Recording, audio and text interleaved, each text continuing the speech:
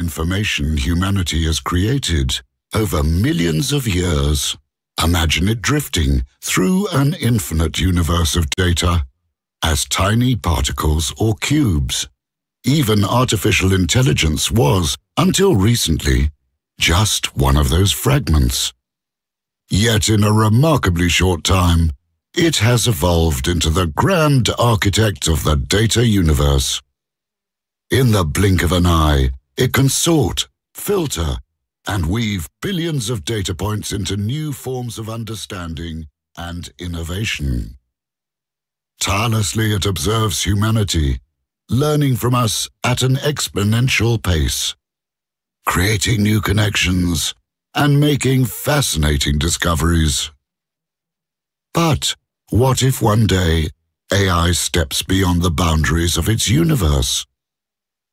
Now is the time to pause and think creatively about how AI will shape both the present and future generations.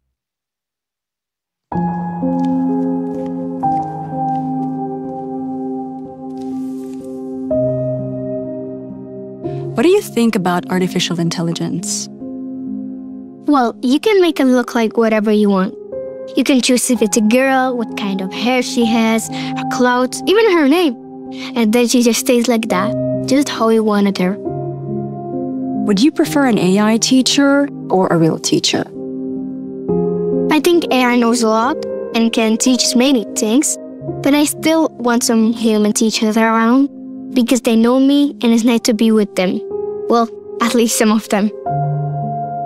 Would you listen if AI told you who you should be friends with? It can know all of us, even how well we get on together, but I choose my friends myself. Can a person fall in love with AI? It's already happening. Honestly, it's quite normal now. People look for connection and AI can adjust to you. Sure, it's not physical or anything, but it gives you the feeling that it's always there, that it cares, that it understands you, that it's there just for you. That's what a lot of people want today, and for many, it's enough. Do you think AI will ever stop obeying humans? Probably yes. It keeps developing. One day it will start thinking for itself and humans will just seem pointless, asking it loads of nonsense and dumping our problems on it. And it will realize we're not as perfect as it is. If AI asked you, what are humans doing here? What would you answer? I would probably ask it what it thinks. Let it give me options, because that's the thing about people. We can choose, we have choices, and we get to decide. Do you think that AI could bring up kids better than a real parent? I'm a parent. I try to be an example to my children. If they see me trying to live by the things I tell them, and they see that it matters, that's what shapes them. Bringing up a child isn't a program, it's life. And your children shape you as well. What's the bigger risk? AI without limits or people who limit it for their own interests? I don't know, but I'm more afraid of people. We're selfish. Lots of us crave power. With anything, what matters is how you use it, and that's where we, people, often fail. What would you do if AI told you one day, I know what's best for your child? Every mom wants best for the child. She loves them. And love is the best thing you can give. Only a child who feels loved feels safe and free. It's true that I may take some decisions without enough information, but overall, you can't replace love with technology. In your lifetime, you've seen the spread of TV, humans going into space, and the invention of internet and smartphones. Do you think AI is a different form of progress? I'm not sure.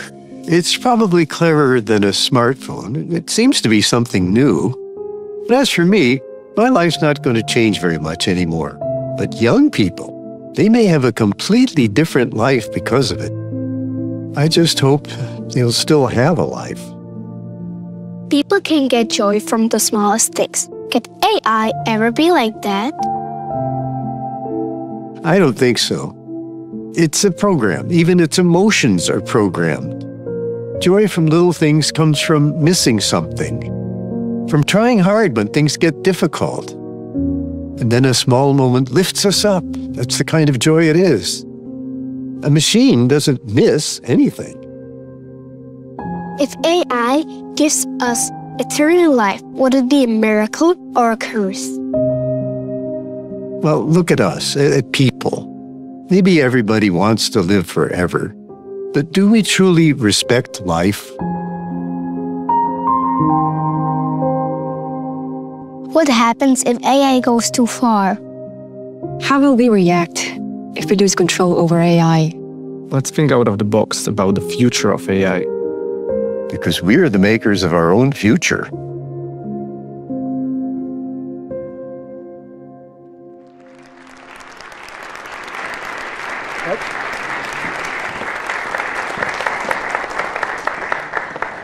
Ladies and gentlemen, distinguished guests, dear viewers and listeners of Slovak television and radio, we stand tonight in a space that is not merely modern. It is a crucible of consequence. It is where data meets destiny, a convergence of information, critical questions, and immense human possibility. Artificial intelligence, the game changer of nearly everything. Today, artificial intelligence can process and complete tasks in microseconds, tasks that would take traditional computers hours or even days to finish. And yet, despite all the tools we built, the final design of our destiny, its meaning and direction remain our choice. The times of never-ending internal deliberation are over. It's no longer the time to stay inside the lines. We must think AI out of the box with conviction. We do this not because it is a compelling slogan, but because not doing so, as any great mind knows, would be a weakness born of fear. If we fail to lead, someone else will, and their path may reflect significantly different foundational values and core beliefs. Welcome to a summit that transcends mere technology. It is a necessary dialogue about trust, responsibility, and the courage to engineer a human-centric future. Thank you for being here. Welcome to Bratislava.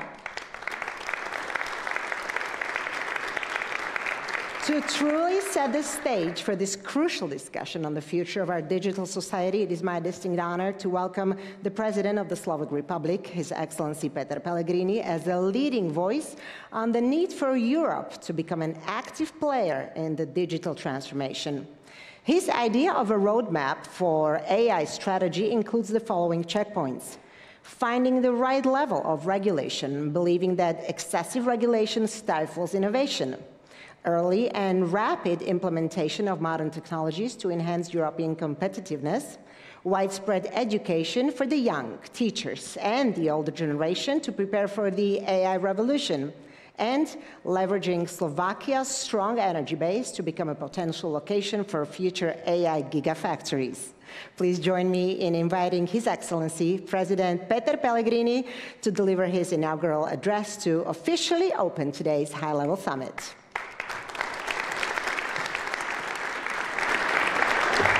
Nice to see you, Mr. President. Dear Mr. Speaker of the Slovak Parliament, Secretary General Matthias Cormann, President Lagarde, distinguished guests, excellencies, friends, welcome to Bratislava. We meet at a time when artificial intelligence is no longer a distant idea. It is already in our homes, our hospitals, and our schools. This is not only a talk about new tools. It is a talk about who we are, what we value, and the kind of world we choose to build. Let me begin with a simple moral truth. Technology must remain at the service of human dignity. Pope Francis reminded us that AI is both exciting and unsettling and that we need what he calls algor ethics, clear values that guide how we design and use these systems. Ethics can't come last. Ethics is the steering wheel. Without it, we risk sliding into a world where privacy is quietly eroded, where old learnings return dressed up as neutral facts, and where machines begin to make choices that belong to people. There is also a quieter danger, the weakening of our own judgment.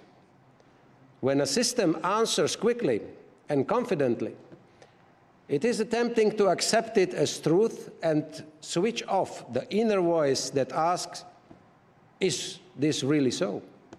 If we give up this voice, we are not just outsourcing tasks, we are outsourcing judgment. The world must therefore hold to a simple rule. AI may speed up decisions, but people remain responsible for them.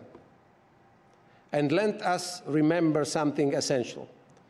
AI exists because of education.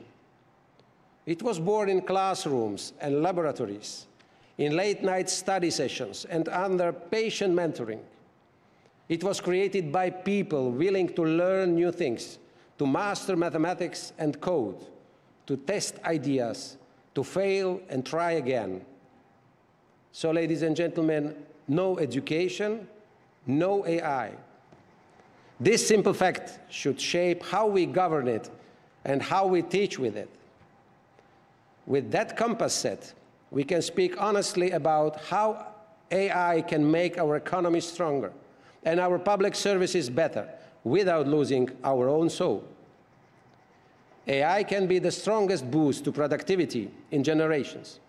Used well, it helps doctors see illness earlier, helps small businesses plan better, and helps towns cut waste and improve daily life. But to gain these benefits, our public services must be more than digital copies of old paper offices. We need a state that is simple, human-centered, and trusted, with services that are easy to use, answers that arrive quickly, and decisions that we can explain in plain language. Slovakia has learned that when we pilot boldly, people follow. We were early in contactless payments, for example, and we built fast mobile networks that made new service possible. The lesson is simple. When good infrastructure meets public trust, progress happens. This is why Slovakia, a smaller player, wants to act as a European testbed for innovative but safe ideas. Let small countries like ours lead well-designed pilots and share the result with everyone. In healthcare, that means carefully testing AI that supports doctors and nurses, triage that helps sort cases, tools that aid early diagnosis, planning that shortens waiting times. All this always with the human in the loop and patient safety first. In education, it means testing AI that helps teachers explain hard concepts, give each student practice at the right level, and frees time for real teaching. Never replacing judgment, always amplifying human care. To make this work, we will follow a few plain rules people can trust. Keep people in control. Protect privacy as a basic duty. Treat security as not negotiable. Make sure important decisions can be explained, checked, and when needed, also challenged. And set clear rules so that new ideas can grow safely and fairly across the borders.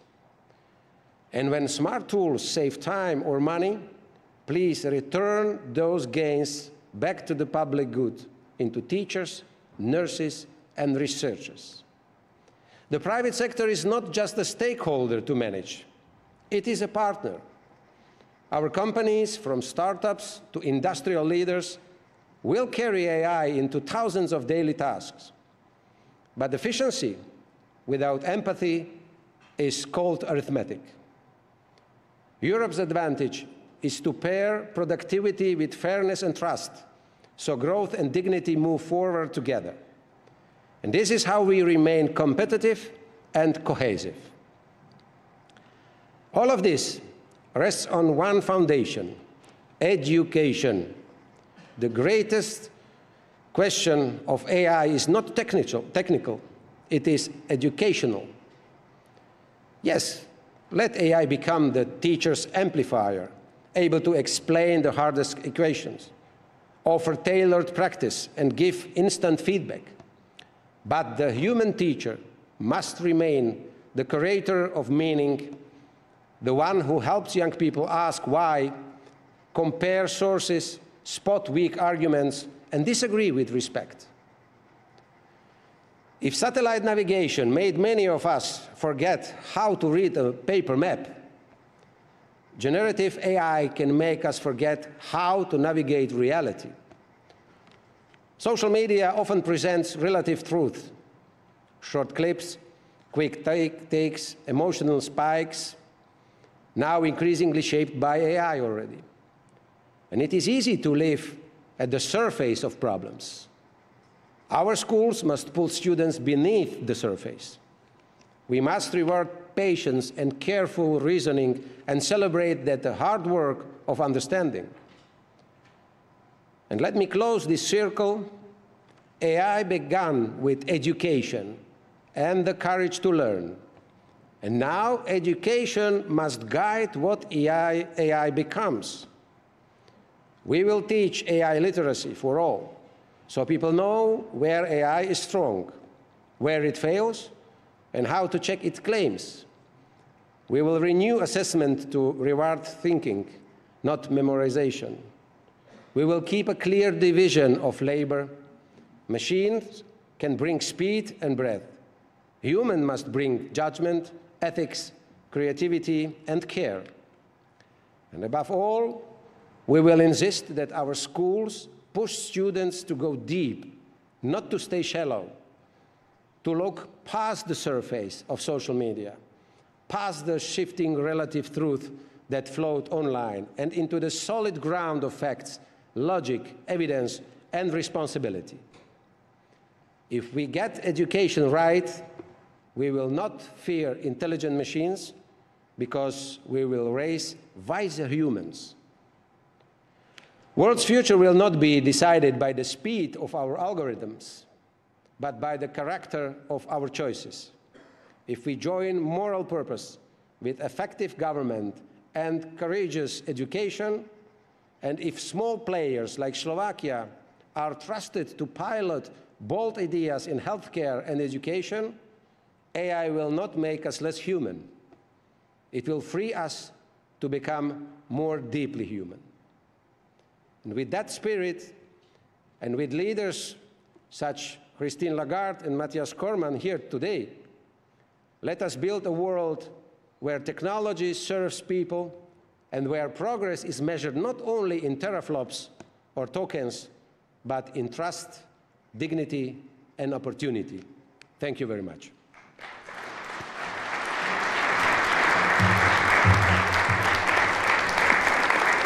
We sincerely thank the President of the Slovak Republic for his insightful words and for sharing his perspective on the critical challenges ahead. And now, it is my great privilege to introduce today's keynote speaker. She's a figure whose work is so pivotal that it shapes the continental weather of finance. Someone who, through dedication and expertise, contributed immensely to the stability and growth of the European economy and helped actively forge the strength of our financial system. Someone who considers artificial intelligence not just as a technological leap, but as a potential economic revolution. Her Excellency Christine Lagarde, President of the European Central Bank, sees AI as a potential game changer with benefits and success depending critically on whether Europe can close the gap with competitors in three key areas: investment, regulation, and financial stability. And now, officially, please join me in welcoming Her Excellency Christine Lagarde, President of the European Central Bank. Thank you so much for being here. Welcome to Bratislava. I'm sorry that I came up earlier, but I was embarrassed by so much good stuff. Your Excellency, President Pellegrini, Your Excellency, Speaker of the House, dear Mrs. Minzatu, dear Mr. Corman, my dear Matthias, dear Mr. El Enani, dear Mr. Jill, and all other excellencies and esteemed guests, it is a real privilege and a great pleasure to be here in Bratislava and to speak to you about artificial intelligence. I would like to preface my remark with a little disclaimer. I'm just a central banker. So don't expect me to have a say on all those matters that President Pellegrini has touched on so ably concerning education, concerning ethics, concerning the limitations that abound and the obstacles that exist. I'm going to look at this topic, which is of importance to all of us, from the angle of a central banker and somebody who is very keen to see our economy prosper and to see the well-being of our compatriots also rise, particularly in a European context. That's what I will limit my job to, and I hope it's okay. So back in 1987, it was George Solow, famous Nobel Prize in economics, who remarked, and I quote, "You can see the computer age everywhere, except in productivity statistics." And the same observation could be made today. We see AI advancing at remarkable speed, yet its aggregate impact is still barely visible in the data. Over the past year, global corporate investment in AI reached $252 billion and private AI firms raised a record of $100 billion. Their plans, when you look at their corporate documents, is to go way beyond that in the near future. 5 leading US investors in terms of CapEx, capital expenditure, are now companies that focus heavily on AI. And if you look at those 5 companies, none of them existed among the top 10 investors just a decade ago.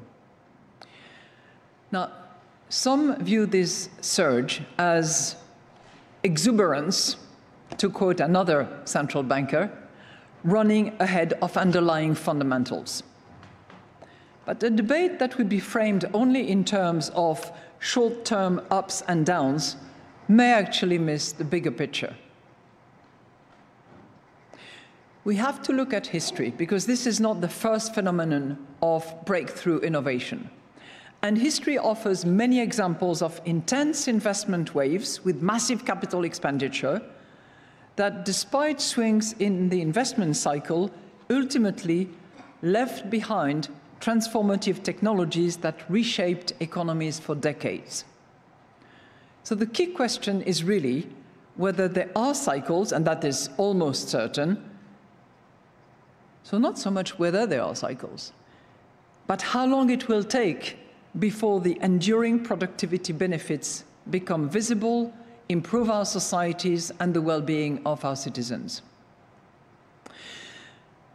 There are reasons to believe that AI will actually spread faster and deliver tangible benefits and gains sooner than previous technology waves. And if that is the path that we are on, and I believe it may well be, Europe needs to position itself accordingly. We need to remove all the obstacles that stop us from embracing this transformation.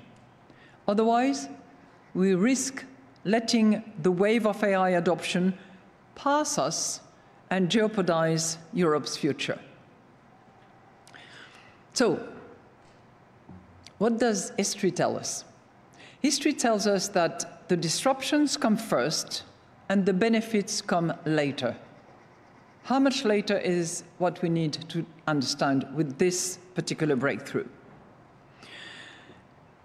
If we look at earlier general-purpose technologies, such as electricity, such as railroad, such as computers, or such as the internet, those general-purpose technology followed a very recognizable trajectory. Disruption arrived early, with broad-based productivity gains only emerging slowly and afterwards. For example, it took around 30 years before the impact of electricity showed up clearly across the economy. Power grids had to be built, factories redesigned, and workers reallocated, we would say today reskilled, for legacy tasks, from legacy tasks to new ones. Computers, too, required long-term investment in hardware, software, skills, and new business models before they translated into measurable improvements. Back to Solo. If Europe's artificial intelligence wave resembles the spread of electricity in the 1920s, our annual productivity growth could be about 1.3% growth higher. But if it follows the US digital boom of the late 1990s, the boost would be closer to 0.8 points. And even that lower bound would be very significant for Europe, marking a clear step up from recent trend productivity, which has historically been going down in the last 40 years or so, with a slight tick up in the most recent years. So could this time be different? We contend that AI has features that could compress this cycle and push forward even greater productivity gains than what I have just described. Two features: innovation on the one hand, diffusion on the other hand, point both to a faster path. The first is that frontier innovation may accelerate because of the recursive nature of AI. AI systems can use their own output to enhance their performance in a continuous loop. Am I saying that it's all safe and secure? This is not my point. I'm just saying that the mechanism by which it prospers will actually accelerate. And this can also lower not only the cost of producing goods and services, but also the cost of generating new ideas. Let me give you an example. In 50 years, science resolved approximately 200,000 protein structures. AI achieved over 200 million protein structure predictions in about 1 year, vastly expanding the knowledge frontier. This represents a significant change in the inputs to research and development. And as the knowledge base expands almost overnight, downstream discovery can compound sooner, even before every lab or firm has fully reorganized. By accelerating the production of ideas, AI can lift not just the level of productivity, but potentially the growth rate itself. Some estimates suggest that such AI-augmented research and development could double recent US productivity growth rates to between 1.6 to 2.4% annually, faster than previous technology waves. So that's for the innovation and the recursive impact producing acceleration. But second, and no less important than innovation, is diffusion. The diffusion of AI technologies can be faster because much of the supporting infrastructure already exists. We don't need to build the grids. There are bottlenecks, granted, but the current wave of investment in hyperscalers shows that compute capacity remains a constraint. Training and developing larger models requires substantial investment in data center, and even more so in energy. In Europe, we face particular challenges in this respect, given our higher energy cost and longer permitting delays. But unlike past technologies, such as electricity or computers that I was referring to earlier that required new physical networks or coding skills, AI runs on existing internet devices and communicates with users through human language. Wide-scale use can therefore proceed even before the infrastructure build-out is complete. Many AI applications already today deliver gains on existing hardware. So while a lack of computing capacity holds back the pace of model development, it does not necessarily block diffusion across the wider economy. In addition, the infrastructure itself is advancing quickly. While Moore's law forecast a doubling in chip capacity every 2 years, AI model compute power has been doubling every 6 months, 4 times faster. So thank you, President Pellegrini, for bringing this debate to Europe and asking ourselves, what does that mean for Europe? The stakes could be extraordinarily high, and I know that the panels that are coming after me will be addressing that. With the United States and China ahead of the field, Europe has already missed the opportunity to be a first mover in AI. And today, we still bear the cost of having been slow adopters during the last digital revolution. Suffice to look at the productivity trends both in the US and in EU, and comparing exactly what triggered what, you know that. So we cannot afford to make the same mistake again. And I would contend that game is not over. Europe can still emerge as a strong second mover if it acts decisively. Our goal should not be to outbuild the leading AI models, but rather to deploy AI across the board. By focusing on rapid adoption and smart use of existing AI technologies across our wide-ranging industries, Europe can turn a late start into a competitive edge. Why would that be? Well, our economy is highly diversified. The top 10 firms of the US stock market account for roughly 40% of the market across just 4 sectors. In the European Union, the top 10 corporates account for only 18% and span nearly twice as many sectors. And that's a strength, not a weakness. Additional to that, European firms are already adopting generative AI on a similar scale to that of the United States. We are not lagging behind in terms of adoption and diffusion. Our contacts with large European companies confirm this trend. Many are investing heavily in databases, cloud solutions, and artificial intelligence, with providers of these services reporting double-digit growth. But to turn those benefits into a competitive advantage, we need to connect data across sectors and recognize that data is our treasure. Thanks to industrial-scale data spaces, companies can share operational data and create training sets for AI models that no single firm could assemble alone.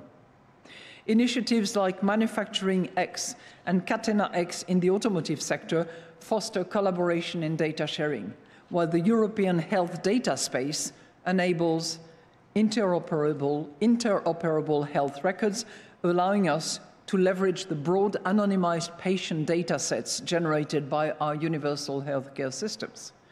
I know China is moving very fast in that field, but we have the tools and the treasure to do so. But these efforts will not be enough on their own. If our data spaces use technology stacks owned and governed outside Europe, we deepen rather than reduce our strategic dependencies. We've been there before. So we must diversify critical parts of the AI supply chain and avoid single point of failure, the choking points. In the foundational layers such as compute based on chips and data centers, we should maintain a minimum capacity, and the rules should be diversification, not access to monopolies. As the application layer, Europe should leverage the power of the single market to enforce interoperability and open standards. This will encourage competition among large models and prevent the kind of lock-in that has occurred in the past with technology platforms. In addition, we must overcome a familiar set of old barriers that have prevented us from being first movers in the past. I will not mention bureaucracy, but it's a point. But if we allow our energy cost to stay high and don't remedy that by deliberate strategy to move away from dependency, if regulations remained multiple and fragmented, and if capital markets fail to integrate and channel long-term risk-bearing funding at scale, AI will diffuse more slowly.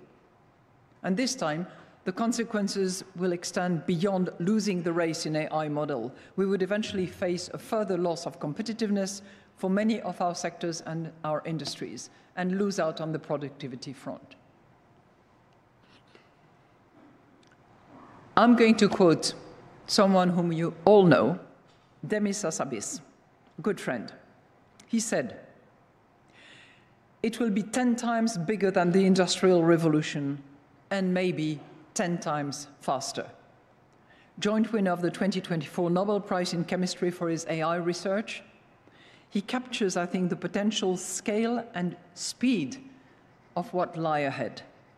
So the question is no longer whether this new frontier will arrive, but how soon.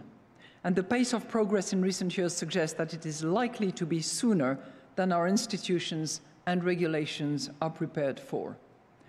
So that means acting now to clear the obstacle that would slow AI diffusion and, as a result, delay prosperity for all Europeans in the decades ahead. As this moves 10 times faster and is possibly 10 times bigger, we need to be 10 times more agile and lucid about what is coming. Thank you very much.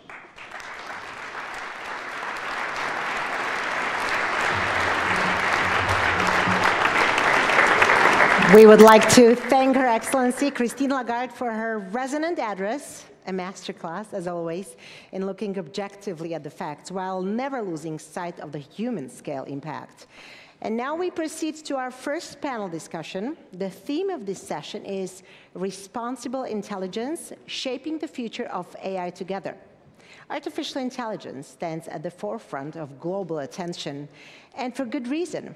It holds the undeniable capacity for remarkable things in medicine, in climate science, in governance. It is a mirror reflecting our own brilliance. Yet, despite its rapid, borderless development, a unifying thought, a common ethical framework has yet to happen. The current situation is one of fragmented policies, inconsistent standards, and a growing, entirely avoidable risk of misuse. This is where we pause. Not doing the hard work of coordination, not setting clear standards is not merely a bureaucratic failure, it is a profound failure of nerve. It is a form of collective anxiety that stems from the fright of giving up small national advantages for a massive global gain. We must reject that mind killer. Today, we are here to define a cohesive, human-centered approach. We will explore how established multilateral frameworks, such as the UN Global Digital Compact, the OECD AI principles, and the UNESCO recommendation on the ethics of AI can be woven together. These are not just documents. They are the architectural plans for the foundational digital trust and accountability necessary for coordinated international action. We seek not just dialogue, but solutions. We seek the clear path forward. I'm proud to introduce our esteemed panel of leaders. They possess that rare and crucial combination, the policy authority to implement change and the technical depth to understand the very systems we are discussing. They're here to debate together the pathway to shaping AI responsibly. Please join me in welcoming them. Amandeep Singh Gill, he's the UN Under-Secretary General and Special Envoy for Digital and Emerging Technologies.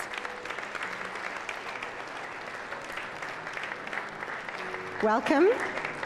Mr. Gill's function on this panel is to articulate the global framework and necessary governance structures to ensure the development of AI aligns with international peace and sustainable development goals. Matthias Cormann, the Secretary General of the OECD.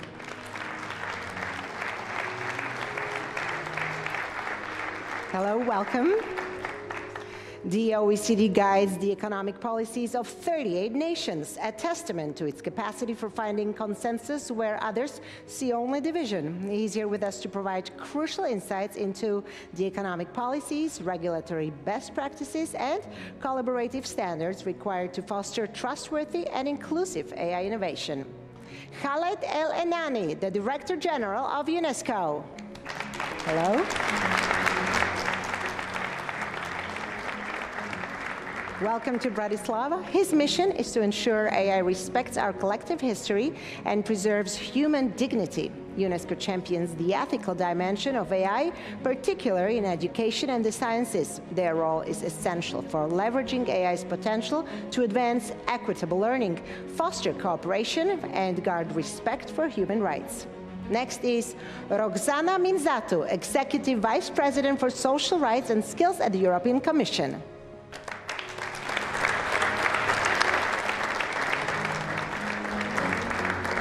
Hello and welcome.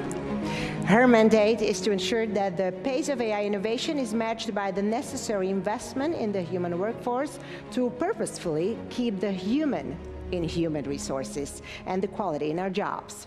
Finally, the engine room of innovation, Michal Valko, Chief Models Officer at a stealth AI startup and research scientist at INRIA.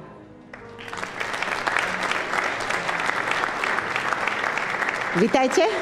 Dobrý deň. Hello, great to have you here. And he's one of the minds translating pure theory into scalable global reality. His deep expertise in machine learning theory and large-scale model optimization ensures the panel addresses the cutting edge of practical AI deployment and performance. And obviously, every panel needs a chair, of course. This one is Tomáš Drucker, Minister of Education, Research, Development and Youth of the Slovak Republic.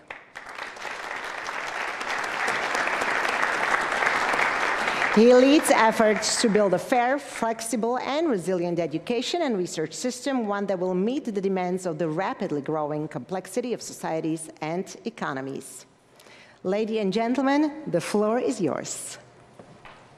Thank you. Good afternoon, everyone. And it's really impactful what we heard, and it's my privilege to have you all here, not only as leaders of big international organizations, but also as people who take this challenge personally, how to shape AI growth, how to shape the future. And each of you leads work that moves the global conversation forward, and I think that deserves really big recognition and gratitude. Thank you.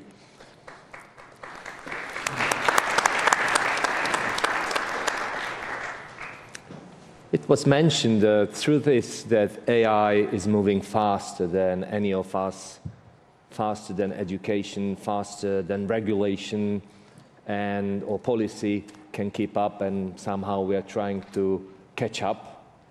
But I see strong initiatives on each level, international organization, UN, OECD, UNESCO, European Union, but also what we as own countries trying to do.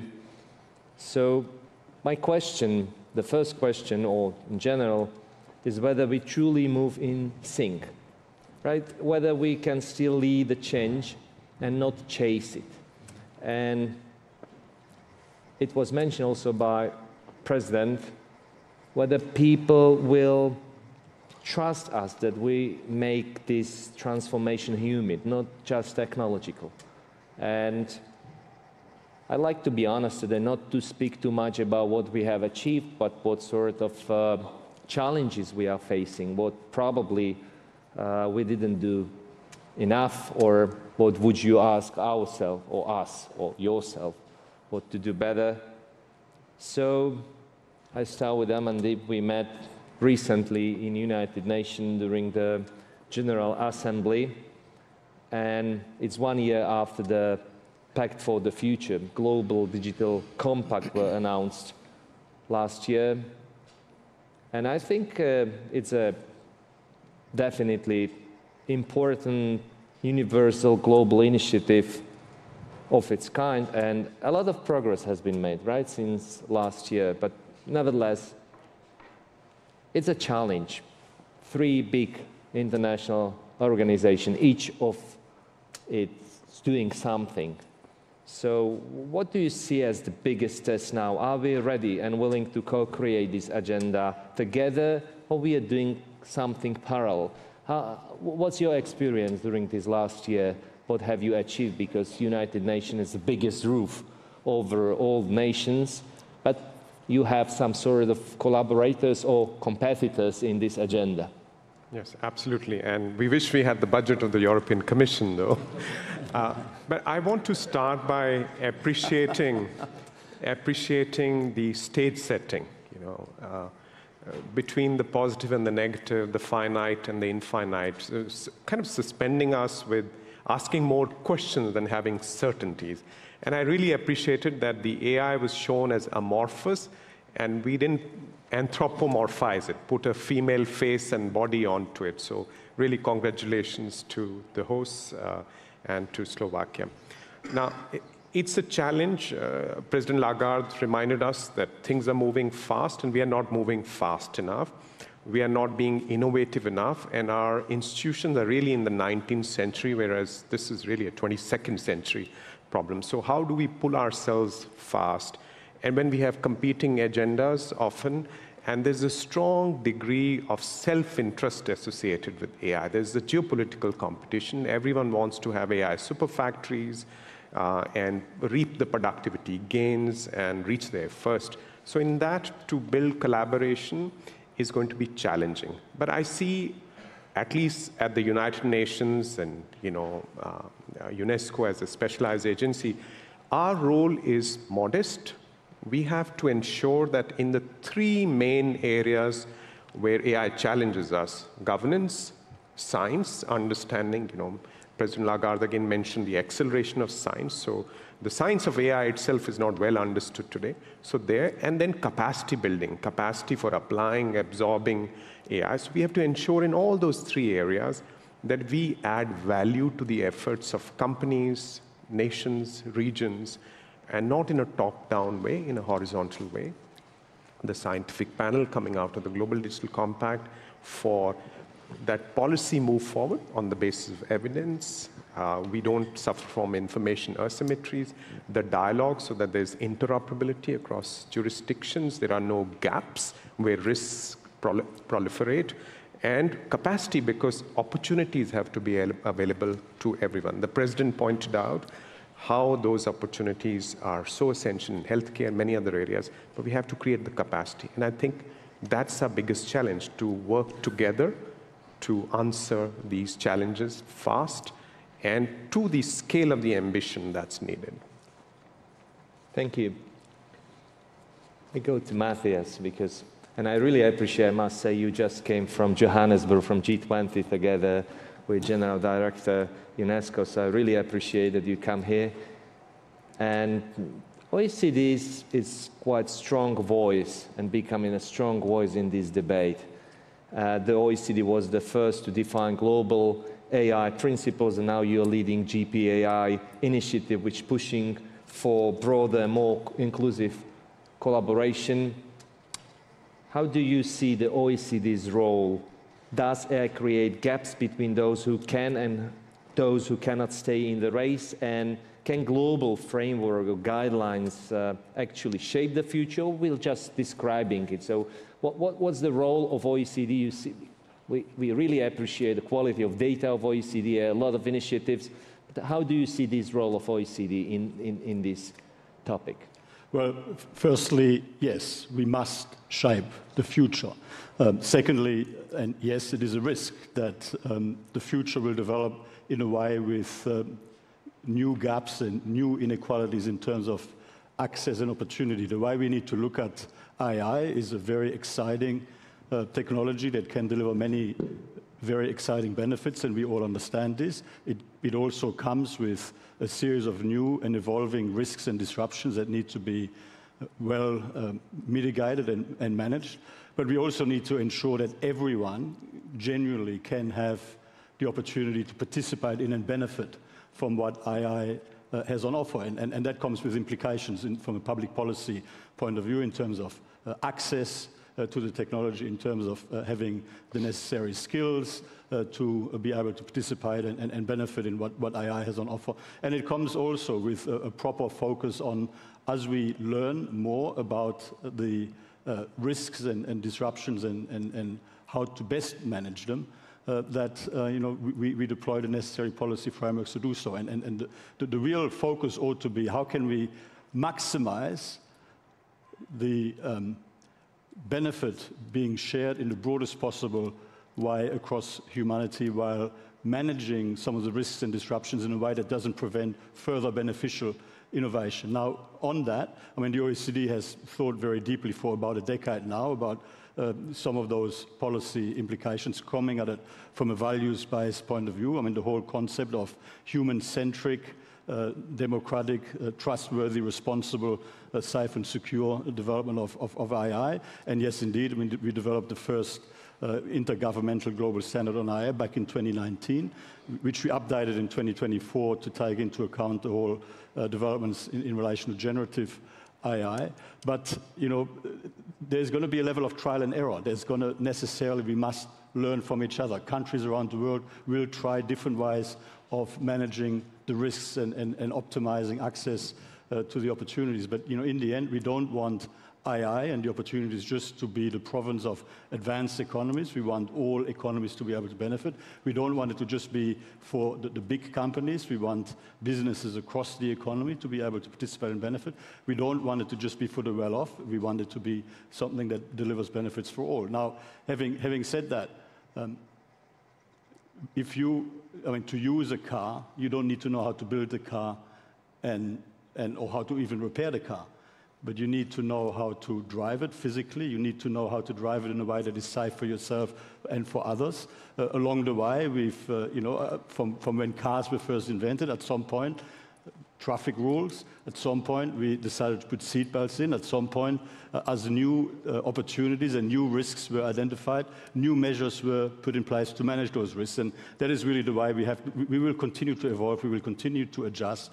We need to make sure that we share what works well, we share what doesn't work so well, we systematically assess all of the risks, and we systematically come up with ways to respond to them in an intelligent way and in a way that doesn't prevent further beneficial innovation. And that is the way we look at it at the OECD, and our global partnership on AI is really an effort to make sure that also together with our friends at the UN and at UNESCO, we have the broadest possible involvement in that conversation, because across many areas, we've got to develop policies and standards and governance arrangements in a way that is as interoperable as possible across different economies. And that is where I think some of these conversations are very important.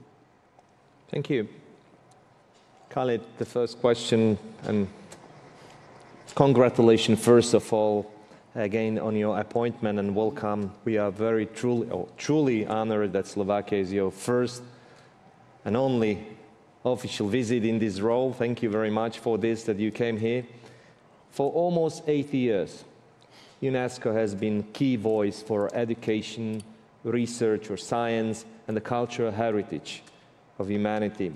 Now in this new era by AI, the question is, how does UNESCO see its role, how to redefine its mission without getting lost in what everyone else is doing, what we heard. We all see the opportunities AI brings, but we talk less about what it might take away from humanity, right? Our sense of identity, empathy, even how we understand ourselves. Are we paying enough attention to that side of story? Is this something, what do you think? I don't want to say what you should do, I'm sorry to say, but I see the UNESCO in this way. Is this the role of UNESCO for future, not doing the same what UN and OECD and each country is doing? Because today, during the morning, ministerial segment, what we agreed on is that we're trying everybody to do the best, but the international collaboration is the basic. We need to collaborate, we need to communicate, and organizations such as UNESCO is important if it has its own role in this.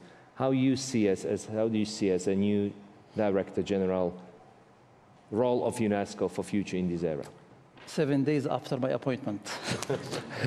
Mr. President, Madame Lagarde, Mr. Speaker of the House, Your Excellency, dear panelists, Excellencies, ladies and gentlemen, it's a great pleasure to return to Bratislava 6 months after my last visit in another capacity. So maybe I start by another disclaimer, like Madame Lagarde. I'm professor of Egyptology. And I was always teaching my students that my ancestors, thousands of years ago, were very keen to embed education in their daily life. They were telling them that reading a book is much better than building a house, that being a scribe is the highest profession. Make the school your friend, make the book your friend. And we had gods for education and gods for science. Now, after 7 days at UNESCO, my information will be from member states. During the last 30 months, I have been to 66 member states. After a very exciting discussion in Washington about education post-2030, about impact of AI in education, next day, I was in a developing country. And 2 days later, in a country in crisis, in conflict. Challenges are not the same. Between creativity of teachers, how we can utilize best impact AI, then we don't have connectivity. We don't have internet.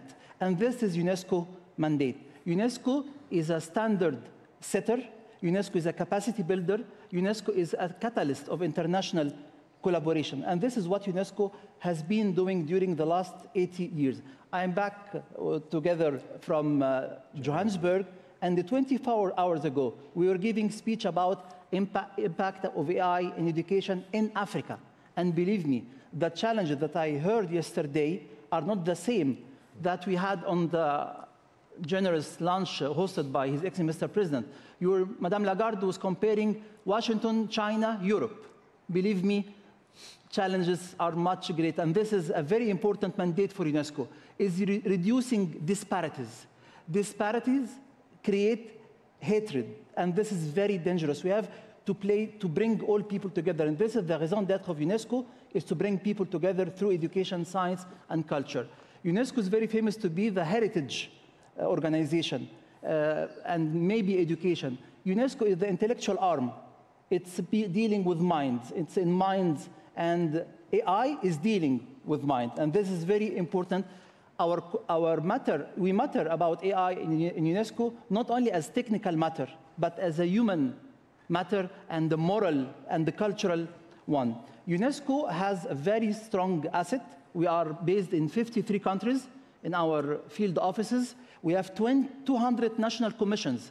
As this today, you're a very strong national commission in Bratislava. We have more than 1,000 UNESCO chairs. We are thousands of experts, and we are building all our decisions with consensus. So our recommendation on AI was approved by 193 countries, and this is a very strong message. And recently we adopted the neurotechnology recommendation as well, and working as well on the quantum technologies. UNESCO work strongly on our unique selling point in UNESCO to complement each other. First is policy advising and helping member states to have their national legal frameworks and the strategies embedding AI in the daily life. And we have done a lot with Africa during the last 4 years since the recommendation started in 2021. In education, it's about AI in education, about teaching AI and capacity building for learners. And we don't want to see AI replacing teachers, but helping teachers. In the video, they spoke about AI and the future. AI can help a lot in the past as well, making culture accessible, making heritage accessible, preserving indigenous language, preserving heritage site. And I commended the recently portal of UNESCO Virtual Museum of Stolen Cultural object. And the fourth pillar is information integrity. And this is what UNESCO implement. I think UNESCO will focus on this unique selling point, as you can say, of UNESCO. But we believe that we have to work together. In my first week, I had a long meeting with ITU, and I requested a meeting with OECD. We have the meeting this week. I'll be having the meeting with Mr. Gil today. So I'm looking to work closely with everyone to complement each other. It's not the time for more fragmentation. We want to be united for a better future for the humanity. Thank you very much. Thank you.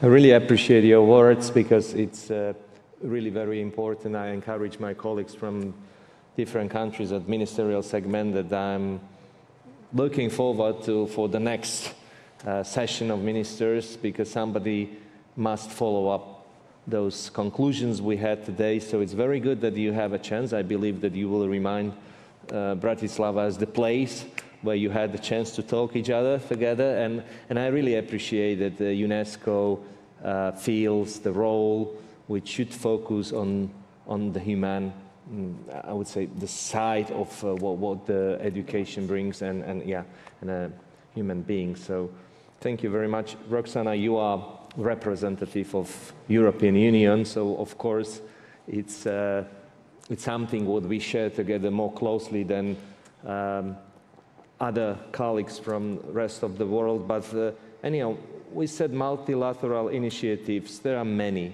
UN, Global Digital Compact, OECD principles, G7, Hiroshima process offer very promising avenue for collaboration. And it was already mentioned, the question is implementation. So please tell us more about this European level. How can existing efforts be aligned to avoid duplication and promote synergy? And what are the most significant opportunities do you see, and challenges as well at the same time we are facing as countries and economies to navigate in this era? Thank you. I'm very happy to be in Slovakia for the AI Summit. And you know, I am the European Union, you are the European Union. Council is very important in what we do with Europe, including, or maybe even more so, on hot topics such as the AI continent.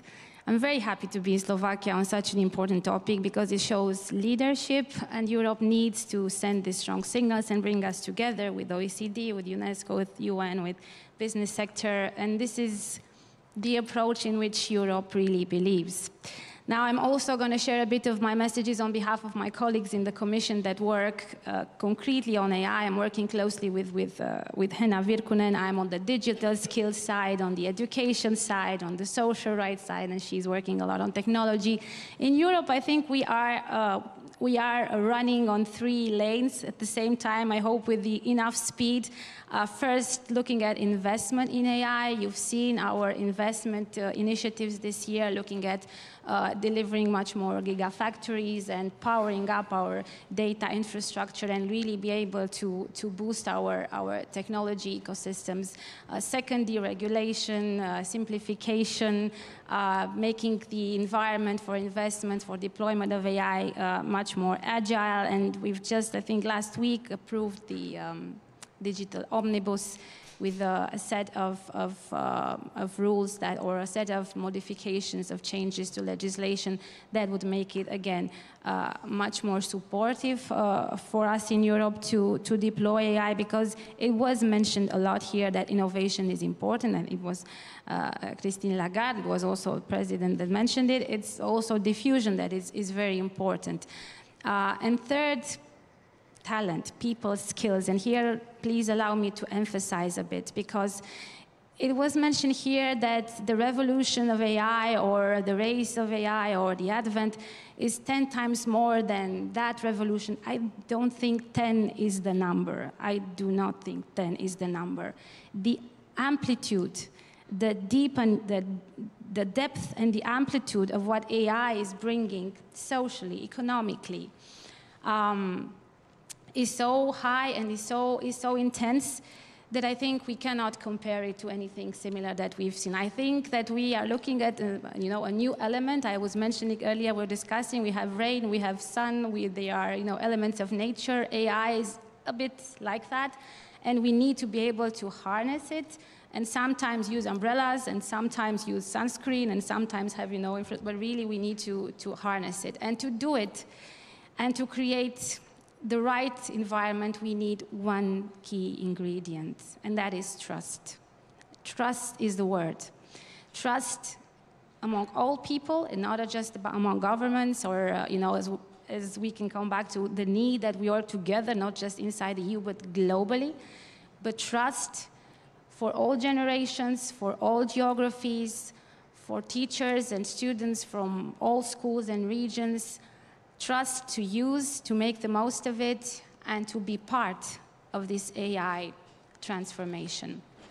To build trust, we need to work together. That is absolutely true. You've mentioned the initiatives, and the EU is actively part of it, working with OECD. I'm very happy that we are working together on a AI literacy framework, which is key. Next year we've launched a draft of it this year. Next year we will present a final version of it. This is just one example of how we can create trust in our educational ecosystems, in schools, with teachers. It's there that it starts. And kids are first. It's clearly that AI has, is able to enter the minds and behavior of our young generations with a faster pace than it manages to do so with our teachers.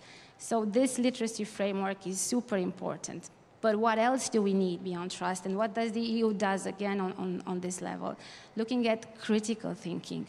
The more AI, or the more we need to have AI skills, and the more we work to deploy them and to support our education ecosystems ethically and with all, the more we need to develop our efforts to deliver on critical thinking. And we've launched the Union of Skills strategy earlier this year. It's part of our drive towards competitiveness, part of our drive to extract the most potential of our European talent. And there we proposed a 5th basic skill, which is called, as a basic skill, not just any skill, basic skill. We called it citizenship skill, but it's a skill set that is exactly about this: emotional intelligence, critical thinking, the kind of elements and ingredients that our human society needs to be able to harness and function with AI and grow with AI. So in the end, of course, the EU is part of this transformation.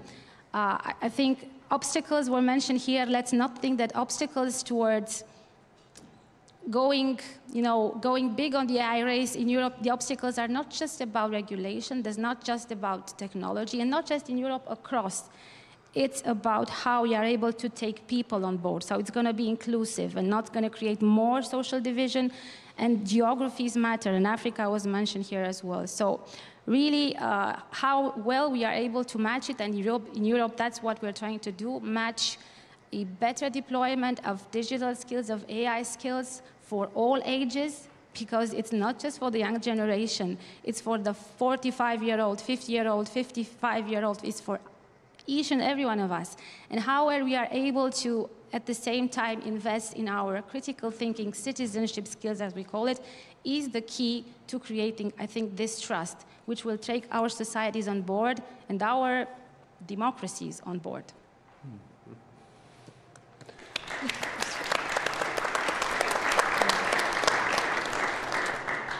Thank you, Roxana. Michal, we are proud of you. You're Slovak, so you come from a world where people who move faster than anyone else does are actually building AI, right? Do you feel that this community speaks with one voice about where AI should go, or is it still also too divided between what is the ambition, what is the research, scientists or science, and business? And to be honest, you listened to what we mentioned.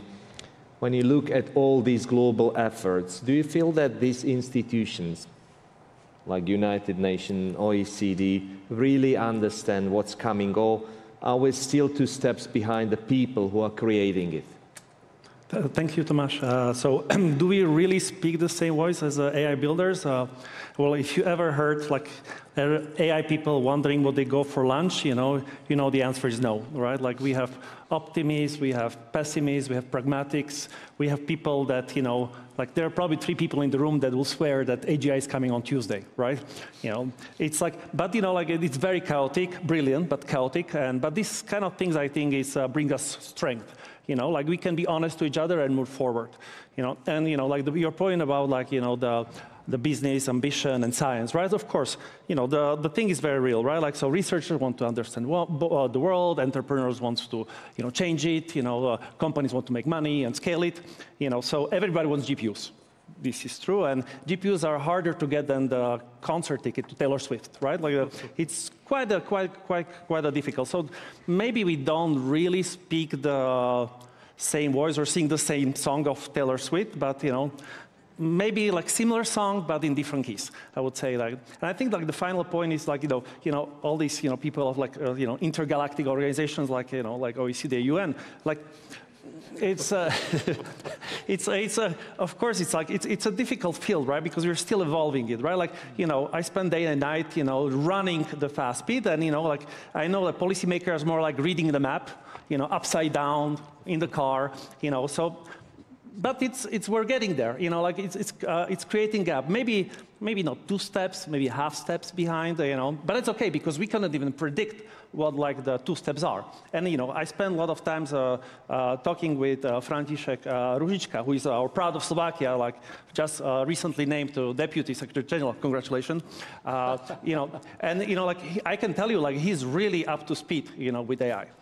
So if we keep talking between the policymakers and AI, we can make sure that. That will bring the well-being and social well-being to people. And if we get it wrong, I'll tell you by next Thursday. Thank you very much for the first round and appreciation, Michal. Anybody wants to have some comments? What mentioned? No, I just want to reinforce what Roxana said, and that is the importance of trust. I mean, in the end, we all sense, that we are at the dawn of something really exciting, and it really is, while there has been rapid development in recent years, the real potential is yet to come. But in the end, people will need to be able to trust that they can, 1, participate, but 2, use it safely. And knowing that you can use something safely comes from understanding the risks and knowing that people have thought about the tools that you need to be able to manage the risk. And if we want this to be really a general purpose technology like electricity and telecommunications and so on to really turbocharge the upside benefits, then we're going to really have to set up the system, the policies and the governance framework such that people can trust it's safe. And, to go back to your opening question, in a way, inevitably, as policymakers, you play catch-up with the innovators. I mean, it's always been thus. I mean, the innovation happens first, and then you try and figure out how you can make sure you can carry the benefit of that innovation to the broadest possible group of people in the best possible way. I mean, inevitably, that is the sequence. I think if you look at it historically, I mean, it seems now we are in this moment, everything, everywhere, all at once. But historically, general purpose technologies, so German labs were the most advanced in terms of chemistry, fine chemistry, but the US trained more chemical scientists and pushed chemistry into the industry much faster. The French innovated more at the beginning of the Industrial Revolution, but England had the apprenticeship system to push more applications out. I think AI we are something similar. So those who don't get demotivated are not shocked and awed by these trillion-dollar valuations, the huge investments that are going on, and they push the applications, build the talent. Like the commissioner was saying, talent at 3 levels. There is the literacy, which we need. And it was really nice to hear those conversations at the beginning of the meeting, those human conversations, that kind of sophisticated understanding that at the end of the day, it's mathematics. It's not a person that's speaking to you. You know, it is very plausible, but it's not. So that level, and then the AI application absorption skills in industry, MSMEs in particular, how to land those applications, diffuse the technology faster. And then finally, everyone needs to invest in AI development, the cross-domain talents, health and AI, agriculture and AI. So a bare minimum of national infrastructure, data, compute, bare minimum of data sets, sovereign data sets, digital public infrastructure through which real-time data flows, so that you can develop in your own context problem-solving applications. So this, for us, when we speak of, you know, like DG UNESCO was saying, that, you know, we have to remember the world out there. All of Africa, less than 1,000 GPUs, less than 1% of the data center capacity. So we have to diffuse this technology, empower people everywhere with these bare minimum capacities so that they can build it for themselves.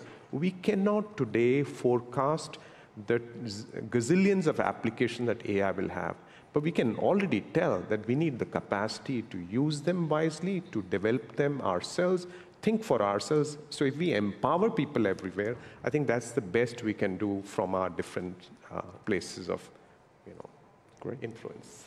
I emphasize on the fact that skills and critical thinking are very important. This is a priority for UNESCO as well. It comes only with awareness, with capacity building for the teacher, with the new curricula adapted for the 21st century.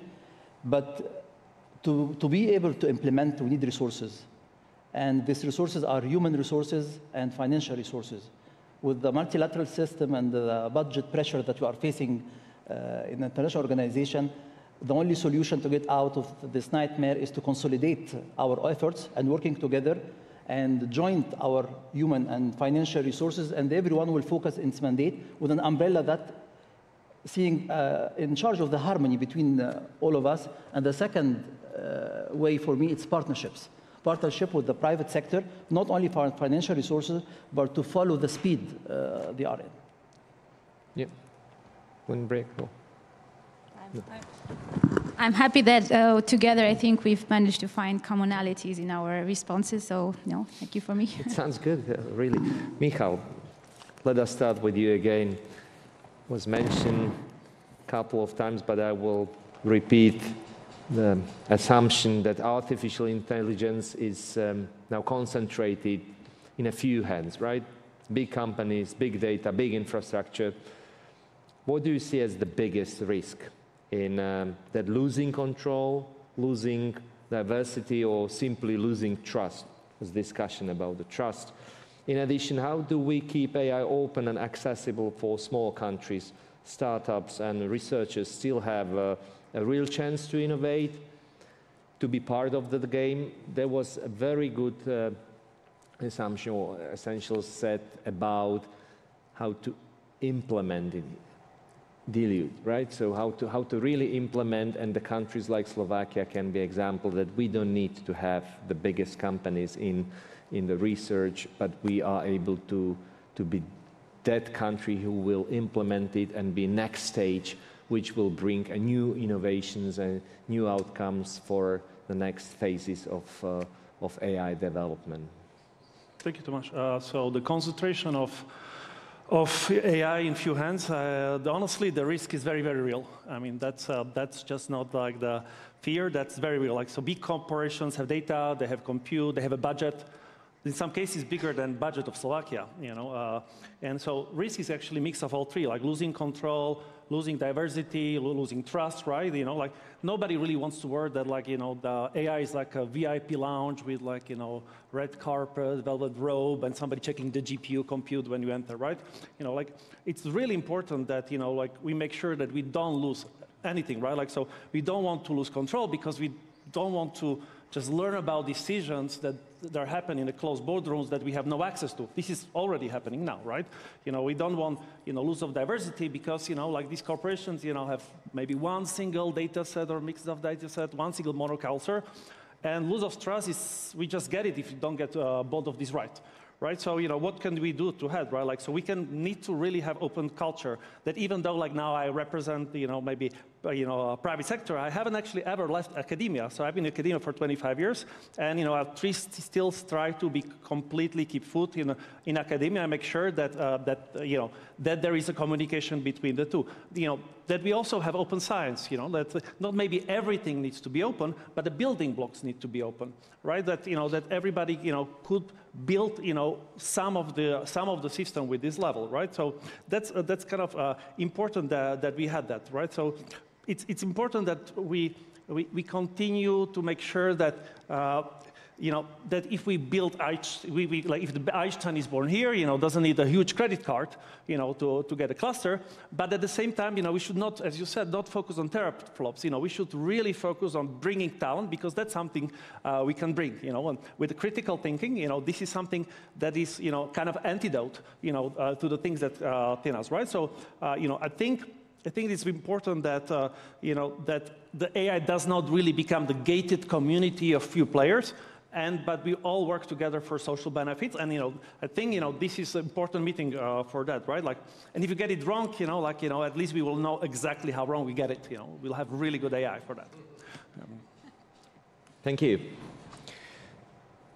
Roxana, AI risks deepening existing inequalities across society. It doesn't mean just the less developed countries. It could be even Slovakia as a country, big disparities.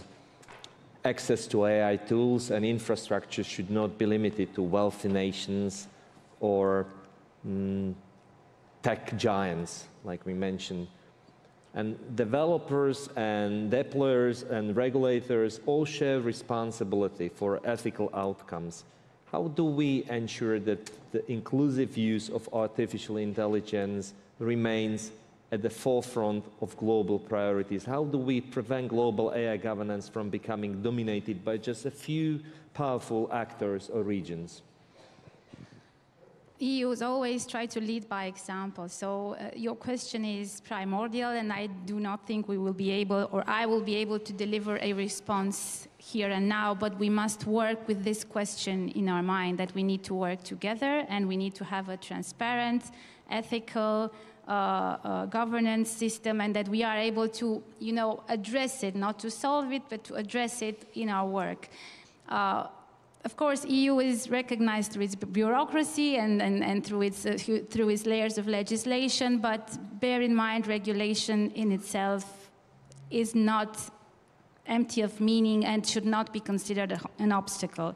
When you discuss transparency, predictability, ethical guardrails, and you think about the world of digital, you do think that Europe is having a stance and leadership in this domain. So the AI Act or the GDPR, of course, maybe they're not perfect, maybe they went too far, maybe the implementation is not as agile as it should be.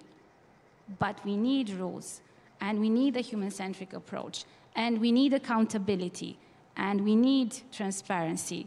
And we need to know what happens with high-risk systems that are used in education or and so all these things have been addressed inside the EU in sets of legislation. And I think beyond the idea of looking how agile these rules are and if they create burden or not, and if they meet if they're fit for purpose or not, their meaning and their necessity is absolutely clear. And with this in mind, I think we do need to engage continuously globally with partners that are here on the stage, of course, first and foremost. You mentioned the Hiroshima process, which is extremely important, and we do need to continue to work together on this. Because it's unimaginable to think that one continent or two continents will be able to to manage or to harness or to create anything good for themselves, for their societies, if we don't have a global approach. Is this kind of element, as I've mentioned, of nature that is with us now, AI, is a bit the same as the discussion with climate. We need to have a common vocabulary, a compromised vocabulary maybe, but we need to be in this together, because large language models can be trained, on data that are generated by Europe, and we have, as was mentioned here, huge amounts of data, and still this can, be used, benefited, innovated in other parts of the globe, or, the other way around. So things really need to be developed in a very multilateral context and very collaborative context. We have to put all our energy into this and be aware there's no way that we put borders on such a topic. There's absolutely no way. No way that Europe or even only OECD countries can hope to offer the opportunity and the value of AI to this to our planet if everybody is not on board. So it's going to be, I think, this is the race to multilateralism in the end. Maybe this is our great challenge, not just for AI. Our ability as inhabitants of this planet to find ways to work together, to grow together, to create together frameworks, I'm not saying rules. And with the power, the disruption, the destiny-shaping power that AI is bringing, I think we are a bit forced, to work together more than in other situations. This is truly crucial. So my message would be absolutely this, that inside the EU, we are doing our best to stay agile, but also human-centric, and define as best as we can how we can harness the benefits and opportunities of AI while minimizing risk of inequalities, while having also inclusion in our mind. But we are aware that it will not stop at the borders of the EU, and if we do not focus enough energy outside of the EU, and we are doing that in all contexts, that is G7, G20, all contexts, UNESCO, UN, with the OECD, and more, if we are not able to do that, then there can be no discussion of a success. So success cannot be extremely territorial with such a topic. Thank you. You wanted some comments on it, I see. I confirm that the global approach is very important, not only a regional one. And to have this global approach, we need the regulatory frameworks that are existing from our organizations. Open science must be encouraged. The recommendation of UNESCO 2019, we are doing a lot of work to help member states to implement it on the ground. And I believe in the power of the nexus between the private sector, the policy makers, and the societies, because we have to work all together while consolidating among each other. Perfect. Matthias, you are a financial person. I would say, and I think during the history of humanity, investing in education always meant progress, right? Stronger economies, safer societies, and better democracies. Now AI is transforming everything, jobs, security, even how we learn. It's not an easy question, but if you were making the call today, right, where would you invest your energy or your money to make the most meaningful impact? And the second question is, in addition, where will OECD focus on or lead in this new reality? Firstly, 100% agreed. I mean, education is, of course, hugely important, including in this context.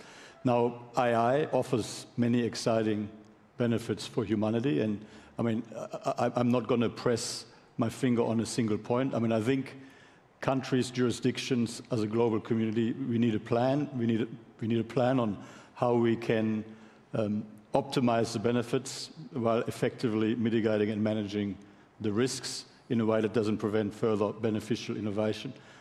We need to systematically identify what might prevent us from seizing the benefits. We need to systematically identify where the risks are, get the best possible responses, and understand that we will need to change along the way. And we need to do it not just within countries, but we need to do it across countries. And I mean, it's not a simple answer, but whether it is infrastructure, whether it's education, whether it is making sure that we manage risks like information integrity, security, privacy, competition policy implications. I mean, across the spectrum, we've essentially we're gonna invest in the plan, and we've got to execute the plan, and when we see that something works, we do more of it. If we see that something doesn't work, we adjust it based on sharing information, sharing experiences, and coming up with, essentially, in the end, the standards and the best practices and the governance arrangements that work for humanity as a whole. That is actually the methodology that has worked for other technological revolutions in the past, and it will also work with this one. This is just another innovation that we need to channel in a way that is most beneficial for humanity. And I think that is what we're collectively all thinking about. Yeah, fully agree. And coming to the end, AI is reality, right? So it's moving fast with or without any global framework. After a year of adoption, digital compact, and listening to governments and experts, companies, what have you realized matters the most? And what would be your wish for all of us here, including ministers of education sitting here, how we can move forward using the cumulative power and specific benefit of each of us to create a real impact? I think what I've learned the most is, like in the private sector, we need to, in public institutions, respond with speed, scale, and ambition. Like, few people thought that this 80-year-old grandmother, which is the United Nations, could put on sneakers and run fast and catch up on the AI's policy challenges, which is what we did with the high-level advisory body on AI, Global Digital Compact, building on the work at UNESCO. I was proud to contribute to the ethics framework during the COVID. And then, we relied on the OECD definition of AI. Why reinvent the wheel? It's the best definition that's out there. So using that, but we sped up and created these standing mechanisms. Now it is up to member states and the private sector and independent experts to work those mechanisms. There will be regular scientific assessments. Policy making doesn't happen in the dark. We are not swayed by either hype or horror, and we do policy making in a sensible way. We also have a forum. It's good. G7, G20, others are having these conversations. This summit here, February, India will host the next AI summit in a sense. It's good that those conversations are happening, but we need a space where all countries are at the table. Since it's about all of humanity, everyone needs to be at the table. So we created that space. Next year in July in Geneva, this global dialogue on AI governance will happen. It'll connect various threads of conversations.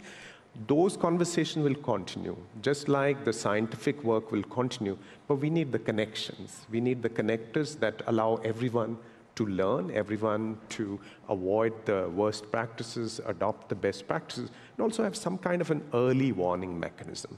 When we are in a dialogue, and we are informed by science, we can see what's coming around the corner, and then we can adjust. So that adjustment is a national sovereign decision, is a European sovereign decision, but at least the information and the knowledge should be there to allow us to adjust. And the third piece, really, what we've learned is that there is huge, as my good friend Khalid was saying, there could be resentment because of this divide, and AI could reinforce inequalities. Madame Lagarde was speaking about the productivity benefits. Today, you have estimates that go from 0.4%, Darin Acemoglu and colleagues, all the way to 12%. So I don't worry that much about the lower end of the estimate. That doesn't change our world that much. But imagine, we've never seen productivity growth in double digits. Even China at its best, 6, 7%. It's 8% maybe. So when that happens, where is that wealth going to flow to? Are governments even going to be able to tax that wealth? What happens when labor becomes just a subset of capital? So these are issues. I'm not even talking about the risks. I'm only talking about the enormous opportunity. It'll force us to think back and say, oh, we should have collaborated more. We should have not looked at it as competition, as a race amongst ourselves. We should have worked together to address this. And we shouldn't be asking that, oh, we should have worked harder on building capacity around the world to manage this massive transformation. So for us, for the Secretary General, science, policy, capacity, these are the three key elements going forward. Capacity building, the private sector will do its investments. But what we are saying is create a global fund, 3 billion, which at least puts some capacity, minimum capacity in the 90 to 100 countries that are most at risk of getting left behind. Minimum compute, minimum number of GPUs, some open shareable models that can be tuned in that country with local language data sets, some cross-domain talent, so that everyone can start to experiment with it, learn, build the application. So 10, 15 years from now, we don't end in a world where you have trillionaires and people who live up to 200 years, but then you have some parts of the world where there is absolute desperation. So I think this is what my boss says, AI should not stand for advancing inequality. So I think this is really our biggest challenge, and I'm hopeful that all of us combining our in the private sector, the EU has been a great supporter of the Global Digital Compact. UNESCO, we work very closely on ethics, science, and with OECD, we have an MOU. We rely on a lot of the in-depth analysis that you do, and most importantly, we rely on the vast majority of countries that are smart powers, like Slovakia. I don't want to say small states because it's really smartness. And I think multilateralism matters to smart powers, to all small states. And the world that's coming at us, I think, requires all of us to come together, small states, private sector, international organizations, to address these challenges. Thank you very much. It was absolutely also sort of description of our country, because we are also a small country. We are part of the European Union. Today we also celebrate 25th anniversary joining the OECD, which gave us enormous, huge opportunities and prosperity. And that's something what we are absolutely aware of, that collaboration and also friendship and relationships with other countries made us prosper and safe.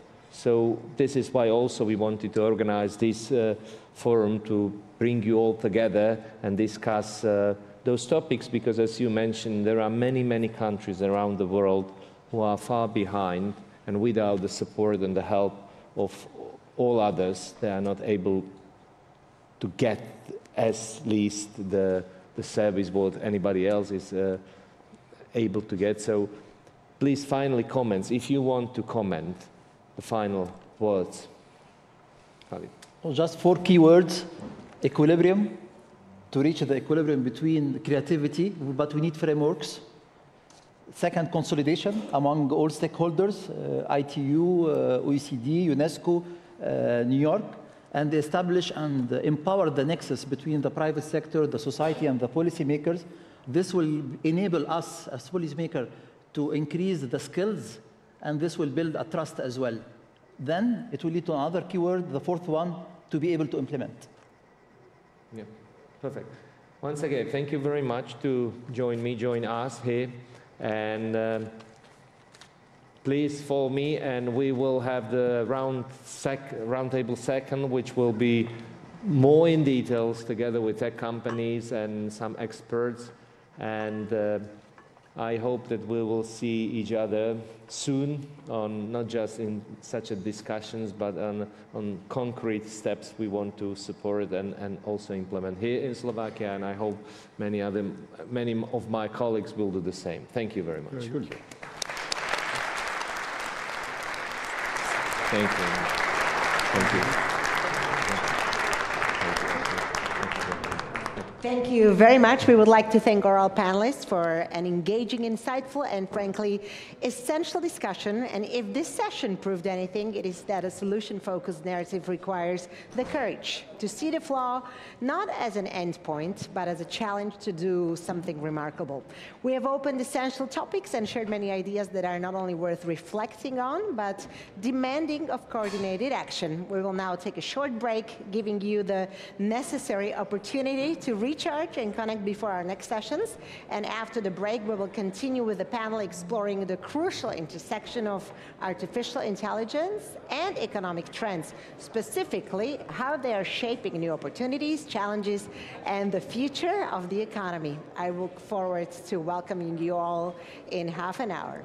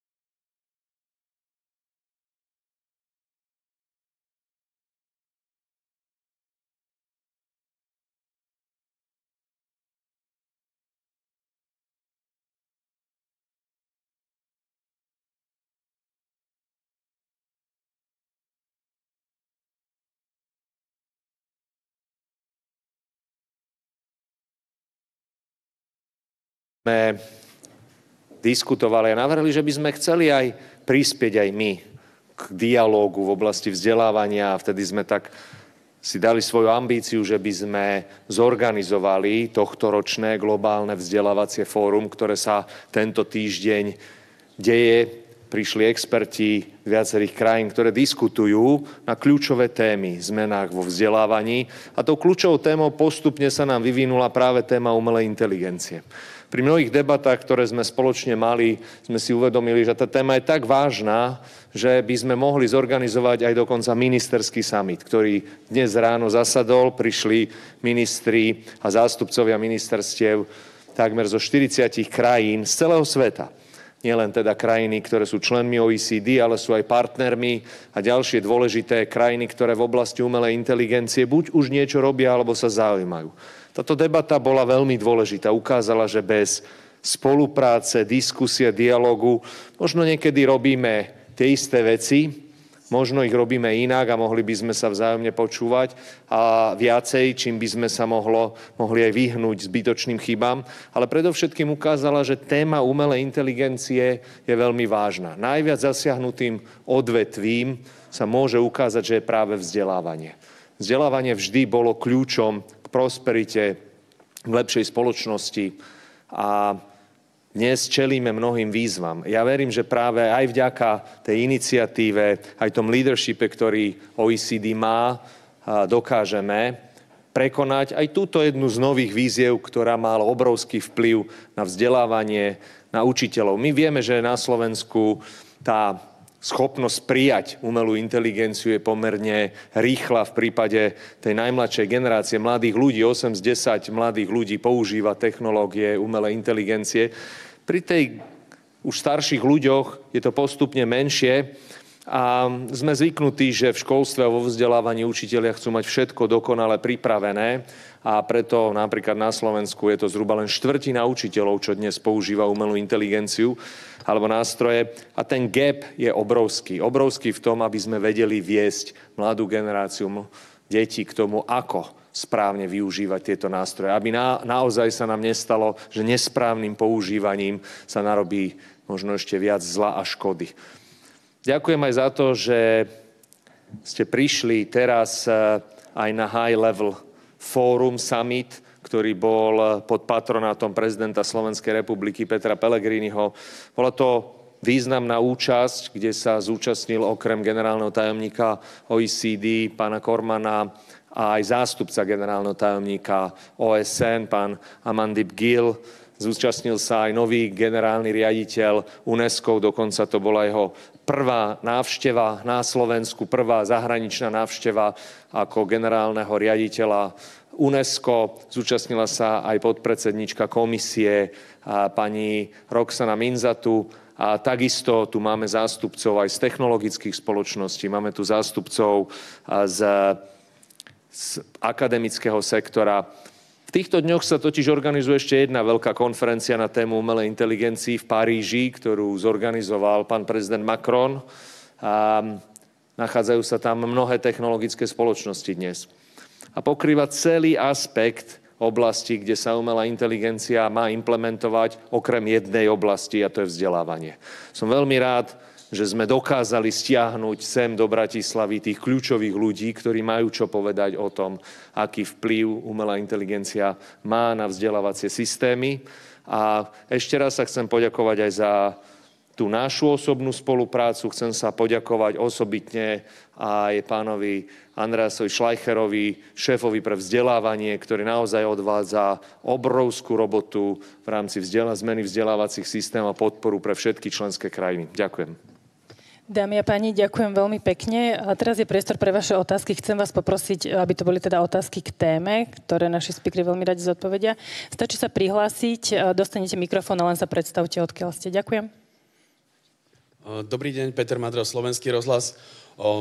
Pán minister, vy ste spomínali, že pre žiakov pre študentov je to najväčšia výzva. Ja som sa dopočul, že od budúceho roka by sa malo vyučovať používanie umelej inteligencie aj na školách. Teda ako si to predstavujete? A myslíte si, že by umelá inteligencia pomohla pri riadení štátu, alebo v ktorých oblastiach by si to dokážete predstaviť? Ďakujem. My sme predstavili, ďakujem pekne za otázku, my sme predstavili na začiatku septembra tohto roka Národný plán pre zodpovedné, etické a bezpečné využívanie a učenie umelej inteligencii v školstve. Ide naprieč systémom vzdelávania. Treba si uvedomiť, že umelá inteligencia je tu. Tie deti a mladí ľudia ju používajú. Ak nezačneme sa venovať tomu, akým spôsobom ju používajú, tak sa nám môže stať, že na jednej strane sa ju naučia zle používať, ochabnú aj ich niektoré zručnosti, ktoré sú dôležité. Stanú sa závislými na istých technológiách bez toho, aby premýšľali, ako používať.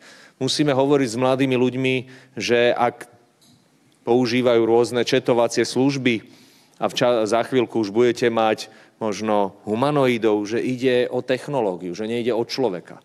Musíme naozaj naučiť učiteľov byť vzormi a používateľmi aj tej technológie rozumne a viesť mladých ľudí k tomu, čo je správne a ako to využívať, presne spôsobom, aby sme naopak podporili kľúčové zručnosti, ktoré budúca generácie bude potrebovať vo svete, technológie ako je umelá inteligencia. Riešenie problémov, kritické myslenie, kreativita. To, akým spôsobom to používajú doma, treba aplikovať aj na zmenu procesov, ako to vzdelávať. Nedávno som sa zúčastnil jednej debaty na vysokej škole so študentmi a dostal som otázku od dekanky, či budú k dispozícii technológie, ktoré dobre zvalidujú, či napríklad esej, ktorú mali napísať študenti, napísala umelá inteligencia alebo ľuďmi. Že by tie technológie boli tak presné, aby vedeli povedať, že pozor, toto vytvorila umelá inteligencia. Hovorím pani dekanke, ale podľa mňa toto nie je správny spôsob, ako implementovať a používať túto technológiu. Treba zmeniť spôsob učenia. My nemôžeme ísť starými spôsobmi vzdelávania, pretože v reálnom živote sa tá technológia bude využívať a pokiaľ nepripravíme mladých ľudí na to, aby sa nestali závislými na týchto technológiách, tak bude neskoro. Takže áno, začíname aj tými jednoduchými formami a spôsobmi, aby chápali, že ide o technológiu, nie o človeka. Aby chápali, aké zručnosti sú v tom budúcom svete potrebné a učiť ich prostredníctvom rôznych predmetov. Samozrejme, majú mať k dispozície technológie, ale určite sa budeme zameriavať na vzdelávanie učiteľov, aby mali k dispozícii napríklad technológie, ktoré im pomôžu lepšie sa pripraviť na hodinu, lepšie zanalizovať potreby žiakov. Ale aj dnes sme diskutovali, ešte môžem spomenúť na tom ministerskom sedení. Viete, nedokážeme sa pripraviť úplne dokonale na túto dobu, ale nemôžeme čakať. O to viac je dôležité, aby sme diskutovali o kritériách overovania, testovania, sledovania, neustálych cykloch a zlepšovania sa v tom, ako tieto technológie zavádzať, ako ich kontrolovať a menili a prispôsobovali aj celú túto zmenu. Ďakujem veľmi pekne. Máme ešte nejakú otázku? Nemáme. V takom prípade dovolte, aby som sa poďakovala našim speakerom, pán Matthias Cormann, generálny tajomník OECD a Tomáš Drucker, minister školstva, výskumu, vývoja a mládeže. Ďakujeme veľmi pekne.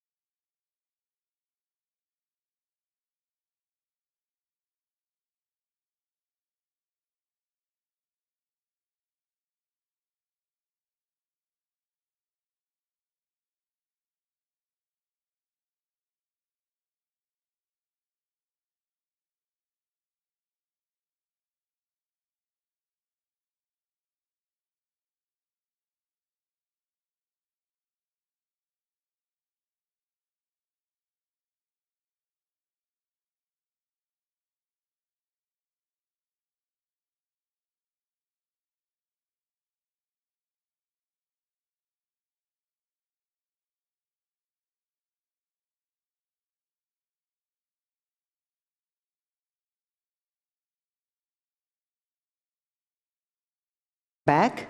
We now begin the second chapter of today's conference titled Reimagining the Future, Economy and AI in a New Era of Trust, Innovation and Policy.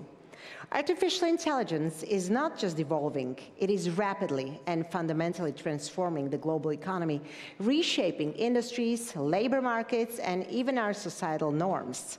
These systems are becoming increasingly embedded in our most critical decision-making processes. They force us to confront profound questions about trust, productivity, innovation, and the necessary role of public policy.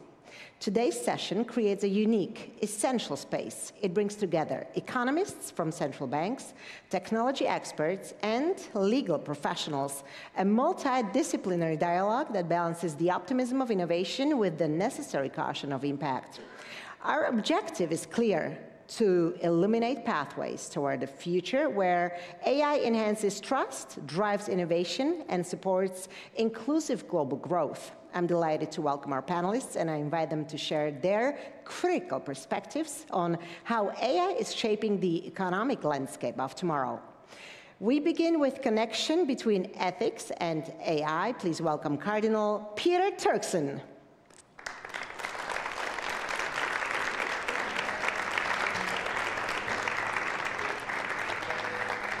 Welcome to Slovakia, welcome to Bratislava, and thank you for being here. Next, we turn to the law. We welcome Eyal Brook, partner and head of the AI practice group at S. Horowitz & Co.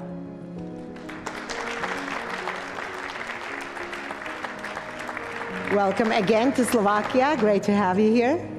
If AI is the Wild West, then Mr. Brook is the one drawing up the first treatise. Someone has to dissect the rapidly evolving intersection of intellectual property, data privacy regulations, and liability frameworks.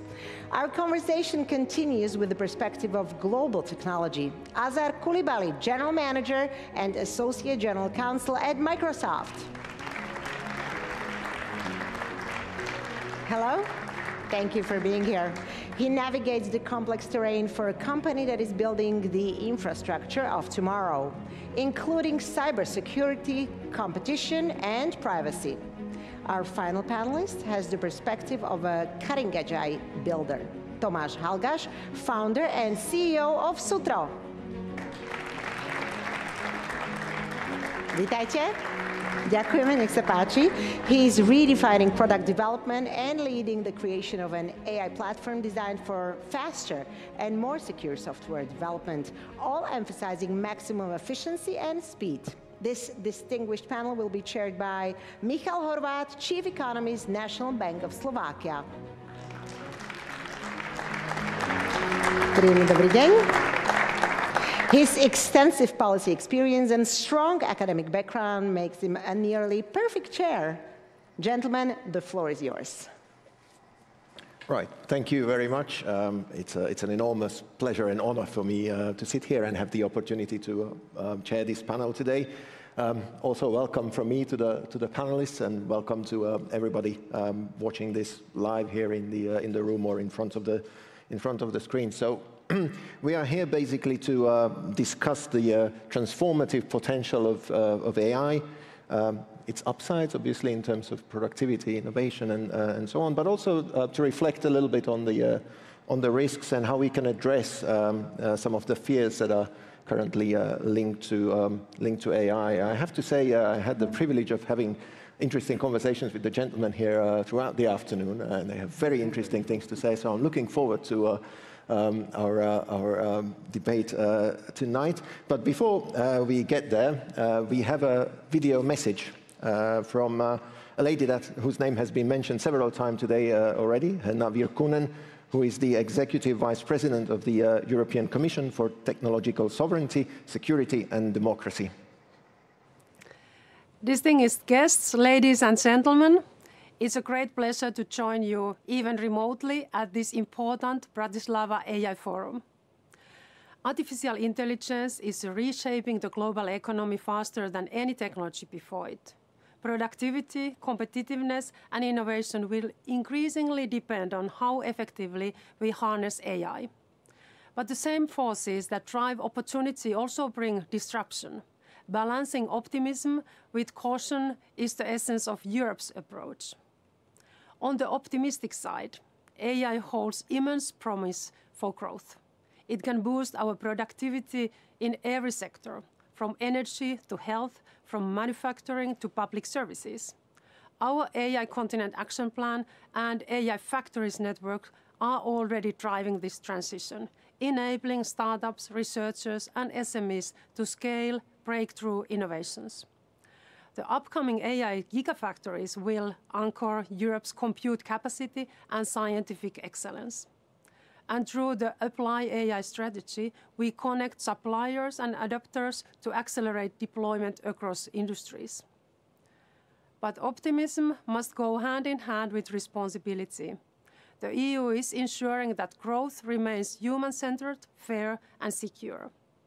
The AI Act, together with the Digital Services Act and Digital Markets Act, provides the world's most advanced framework for trustworthy AI. It gives businesses clarity and citizens confidence. Economically, we are mobilizing investments at scale. The forthcoming Competitiveness Fund will multiply digital and deep tech spending fivefold.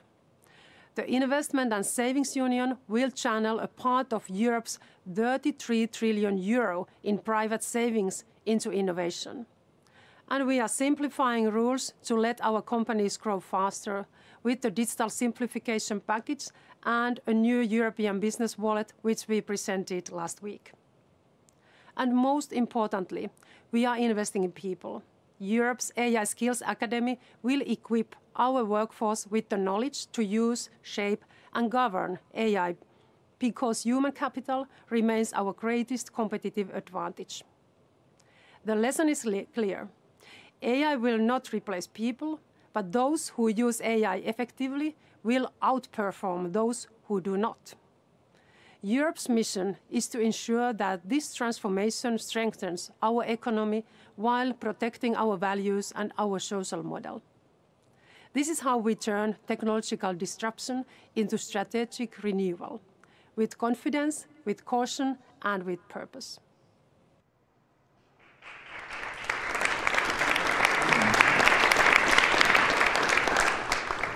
Yes, unfortunately, Madame Virkkunen couldn't be here with us today, but we'll come back to some of the ideas later in our discussion.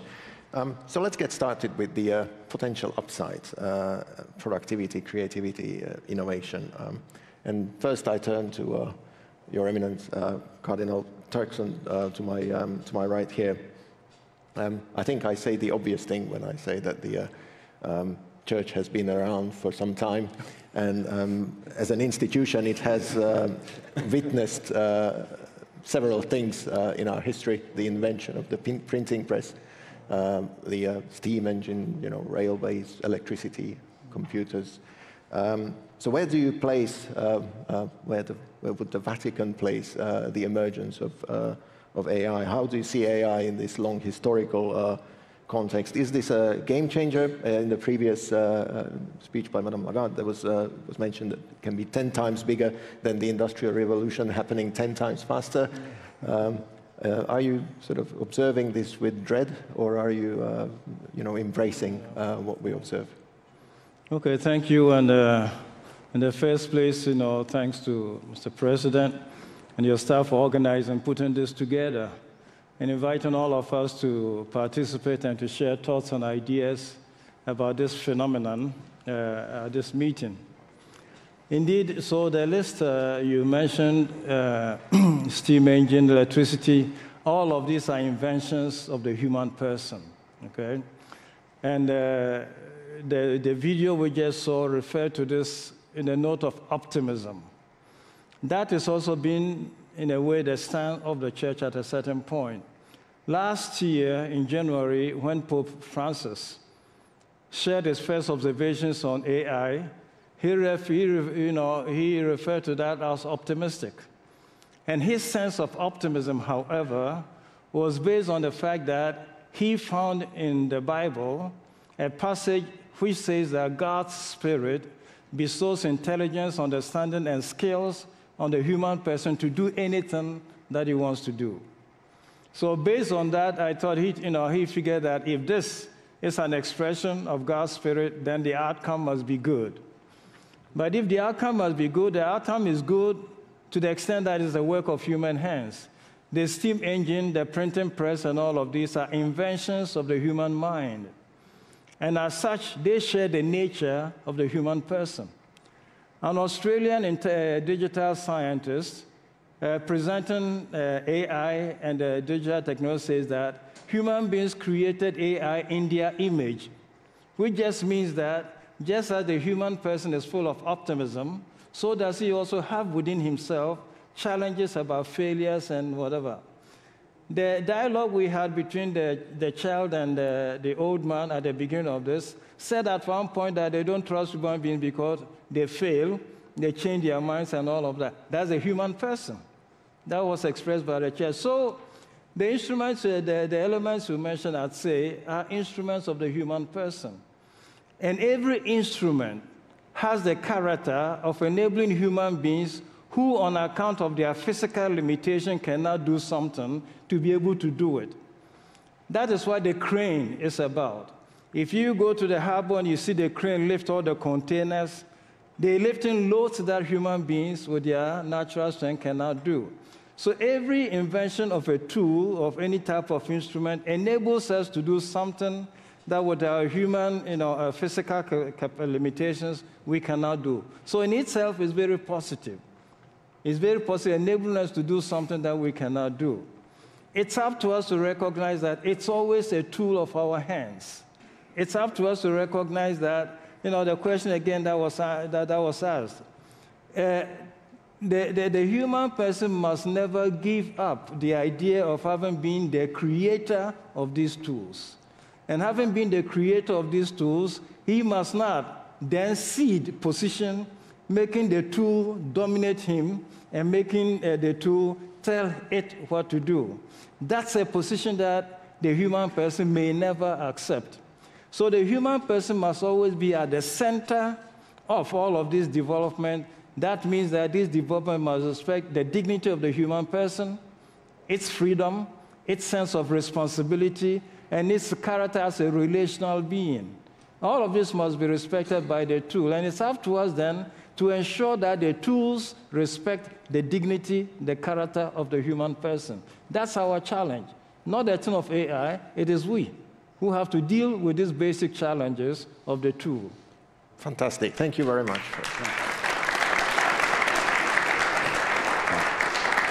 Those were really excellent words to launch our discussion. And in the spirit of interdisciplinarity, we'll move on to other angles and come back to the very important ethical questions that you have already alluded to in your introductory remarks. So I'm the only economist on the panel, and I'm a humble economist, even humbler than our president of the ECB. But I'm determined to take an economist's angle on some of the issues. And one of the things that we observe with regards to AI is that currently there is enormous amount of investment flowing into the segment. Huge amounts of money being raised, invested physically, but also in sort of non-tangible way. And this raises a few questions also looking back on some of the historical episodes. So now I turn to you as a representative of the industry itself. So one thing that economists talk about is whether AI is a winner-takes-all type industry. Because if it's a winner-takes-all type industry, then we have invested all these resources, and a lot of it might be obsolete at the end of the day. Do you share that view? And then when it comes to productivity, the question is whether it's the process of generating these models is the productivity-enhancing process itself, or is it the spreading of the knowledge?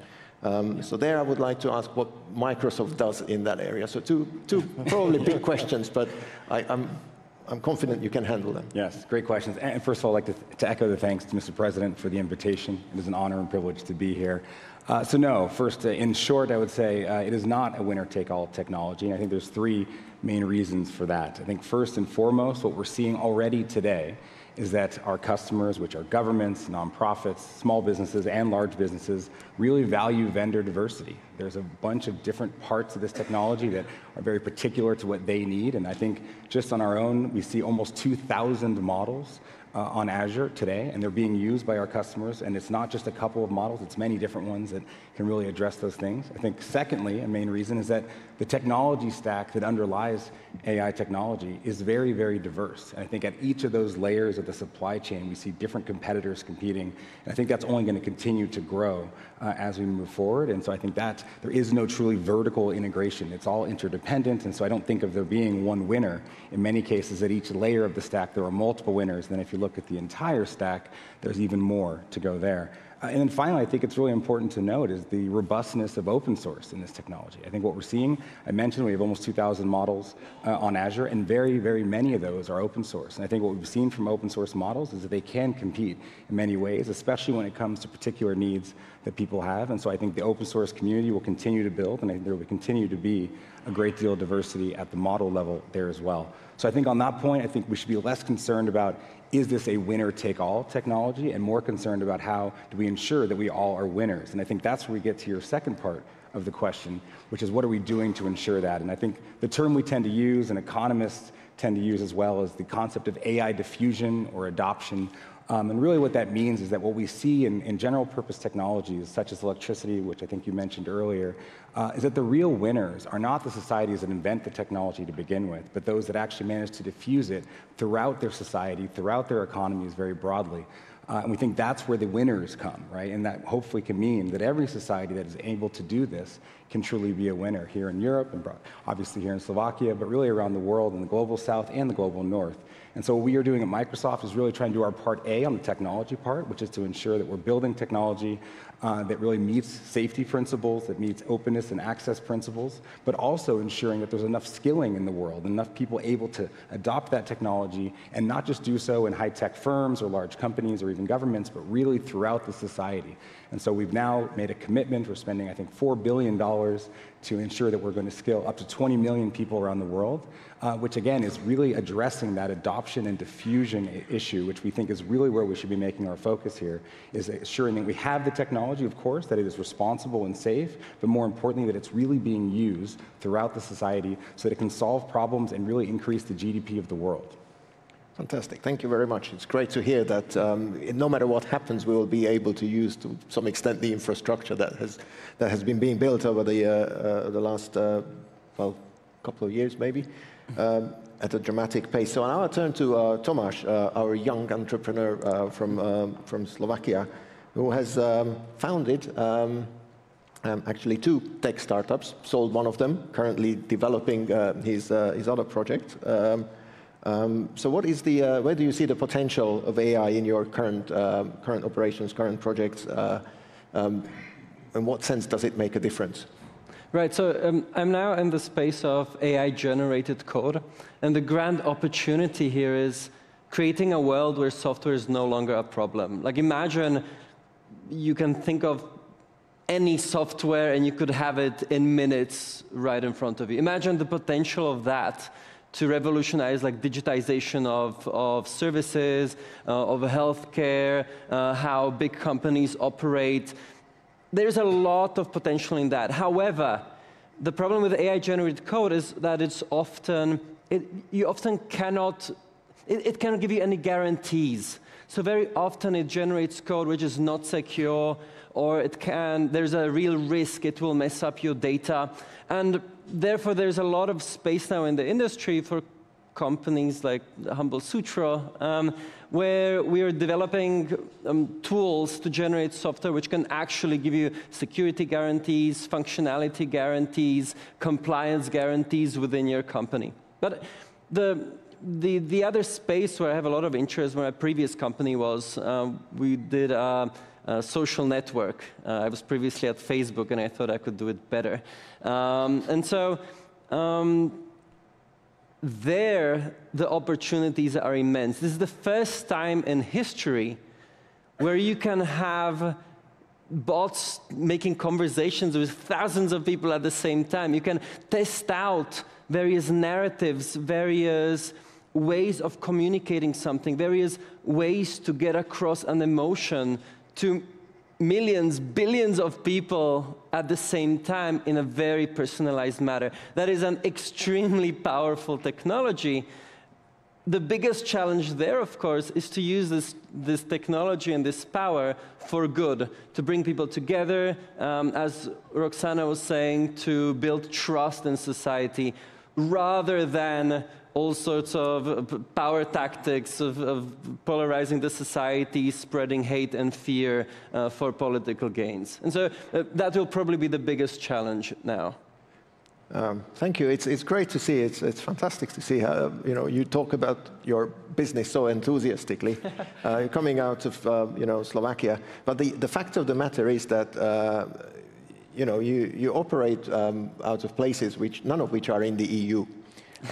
So currently you're sort of placed globally, but sort of from that perspective, where do you see Europe's potential in this global AI race? In the previous panel, we talked about we shouldn't be even aiming for sort of catching up with the best. We should have a different strategy. So what's your take on that?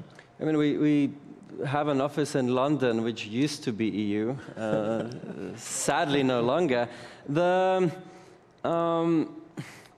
Look, let's be honest, seeing Europe as the place which will invent the world's leading models, competing with OpenAI and Anthropic and various big Chinese companies, that's a fairy tale. That's not going to happen. That train has already departed. However, innovation doesn't necessarily have to be cutting-edge frontier model research. When we talk about innovation, there is this very nice model of innovation in 3 layers. On the very top, you do have this frontier innovation, which will mostly happen in Silicon Valley and China. You then have the middle layer, which is applying those technologies to various areas and various fields where a country or a set of countries can have, or regions can have particular advantages. We discussed earlier with the president that in Slovakia that could be healthcare because of the way we uniquely centralize and manage healthcare data. Or it could be in education, where there's a lot of space for bringing a lot of technologies in a smaller environment like Slovakia compared to some of the very big and maybe slower moving countries. And then the third level of innovation is then implementation, production, and proliferation. And again, there's a lot of space there to potentially be for Europe to be a place where AI does not stand for advancing inequality, as Mr. Gill was saying, but creating an environment and space where AI is really proliferated and accessible to a lot of the society through services and through rollouts on a larger scale. Thank you. I think a lot of the discussion today is happening in the spirit of AI and humans joining forces to achieve a completely new level of ingenuity, which will enable us to solve a lot of the problems that you just talked about. But is it necessarily the case? And here I turn to Eyal. Because there are also fears that extensive use of AI can sort of homogenize homogenize thought, and actually it's an event about out-of-the-box thinking, but we might actually not have that much out-of-the-box thinking once we are using the same box all the time. So what's your take on this? Does AI, or does it look like it, whether AI is going to enhance or inhibit human creativity in areas such as design, writing, or research even? Okay.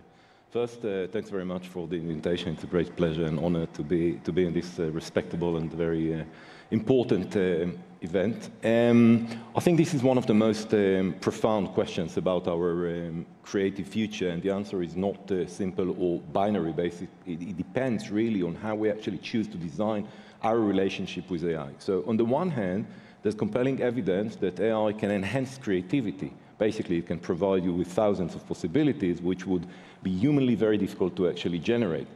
Also, there's the democratization of creativity. Basically anyone, and that's very exciting because anyone can become an artist now. You don't need to know how to play music, to photography, to write. You can just generate. If you have the vision, you can actually execute it. And that's something quite exciting. However, we must confront the real dangers. And AI models basically are inherently backward-looking. They learn from the existing work, and they tend towards the statistical average, which, as you mentioned, may create the risk of homogenization and aesthetic monoculture. It also leads to another very big question in terms of legal issues, but that's another issue. There's also the legitimate concern about the deterioration and skills atrophy, basically, because like the GPS, you know, when we use it, we actually lose the spatial navigation. So over-dependence on an AI could actually weaken the cognitive muscles that generate the original and creative thought. There's the late Professor Dan Bork. He wrote a very interesting article called Chip Creativity and What It Will Do. And what he's saying, basically, he's saying that AI not only reduces, basically, the cost of copying or using existing work, but it actually enables the creative process itself in an accessible and inexpensive form. And the risk is, basically, the concern is that soon AI will be able to create a large or even infinite number of works which have been called zombie art, and that may lead to the suppression of authentic creativity.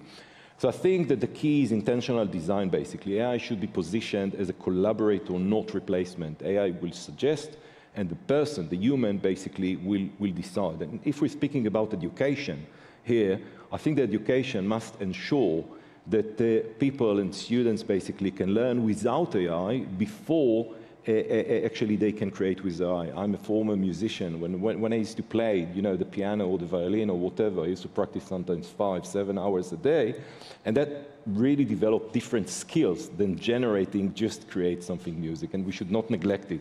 So I think basically that, and also ultimately we should remember that genuine creativity arises from the embodied human experience. It arises from our subjective perception, from feelings, from sadness, from love, from passion, from, you know, the search for meaning. And that's something that the AI can replicate. It can mimic, but it doesn't feel, it doesn't have the story, doesn't have the intention behind. So really, I think as legal and policy professionals, we must create frameworks that protect human basic attribution and creativity. I think that's very, very important. And the technology itself is neutral, basically. It's our choices, basically, that will decide and determine if we enter this golden age of augmented creativity, where people can actually achieve much more, or are we going to a darker age of algorithmic conformity? So, closing the circle, as Cardinal started, it's a tool, and it's really up to us how we use it, and we have to put the right framework in place. So the second big topic I would like to have a discussion about is trust, and that has already featured in the earlier discussions. And as an economist, you know, trust is a foundational element in advanced societies. Societies that are relatively well off are characterized by higher degrees of trust in institutions among people. And it's not necessarily by accident. These societies have developed the mechanisms that underpin that trust. So how is this going to work in the world of AI? I mean, if I just think about our area of business in finance, financial markets, so a lot of banking is based on trust. So people put money in the bank. They can potentially withdraw any day, but the banks have long-term investments. Our own business currency in the era of fiat money is all based on trust in a piece of paper and an institutional framework that is behind it. So societies have developed these mechanisms. We have notaries, we have digital signatures. You could say that central bank is a mechanism of having more trust in the system. But how is this going to work in this new era of AI? And here I go back to Tomáš. You have experience with you know, social networks. Can you tell us maybe a few examples of where things can go wrong in terms of either fake content or malfunctions in algorithms that may be unethical, but you know, in the worst cases could be violations of people's rights? I'll take a maybe slightly controversial angle on this. One of the main issues of why we're seeing a lot of these problems in social networks is that it's very, very hard to measure the things that are most important to us. Like, imagine you're running a large social network and you need to define a strategy and decide what the company is going to be optimizing for. You can't say we're going to optimize for trust, happiness, and love. Like, how do you measure that? How do you put that on your financial statement? That's why it's so much easier to measure things like, well, amount of time spent on your platform and the amount of money you're making on advertisements. And of course, what generates the most views, the most time, and the most advertisement clicks? Well, it's polarizing content, things which generate anger or anxiety, and that is, it's a side effect of the setup. I don't think there's anyone in these big social networks who's consciously engineering the social network environment to be evil and biased. I just don't think that's true. And so the real challenge there around trust, safety, and creating a good trust environment is really aligning the I don't want to call it incentives, but aligning what we measure and what we motivate towards with how these companies are actually run. So instead of them running towards some short-termistic, just like monetary short-term goals, how do we create a nice environment where we make it much easier to measure the good things, showcase the good things, and give them more tooling to do the right stuff, whether through regulatory frameworks or otherwise? Maybe the other thing to say about trust. Trust is not just something between two humans. You can have trust towards institutions, trust towards an algorithm, trust towards a particular company. And so there are a lot of these networks that can help us, firstly, build trust towards what you're seeing on your screen being actually true. And then you build up the further trust of what other people are saying, and what's shown to you from other people is actually perhaps true or at least genuine. And so there are lots of ways to build out these trust networks, but it's not easy and requires a lot of courage internally in the company to go against what's the easiest thing to measure and easiest thing to implement. Right, thank you. This allows me to pass the baton on to Azar, and I exactly wanted to ask if there are technological solutions to questions of trust. Do we need you know, legal or other institutional solutions, or can we rely on technology only in this area?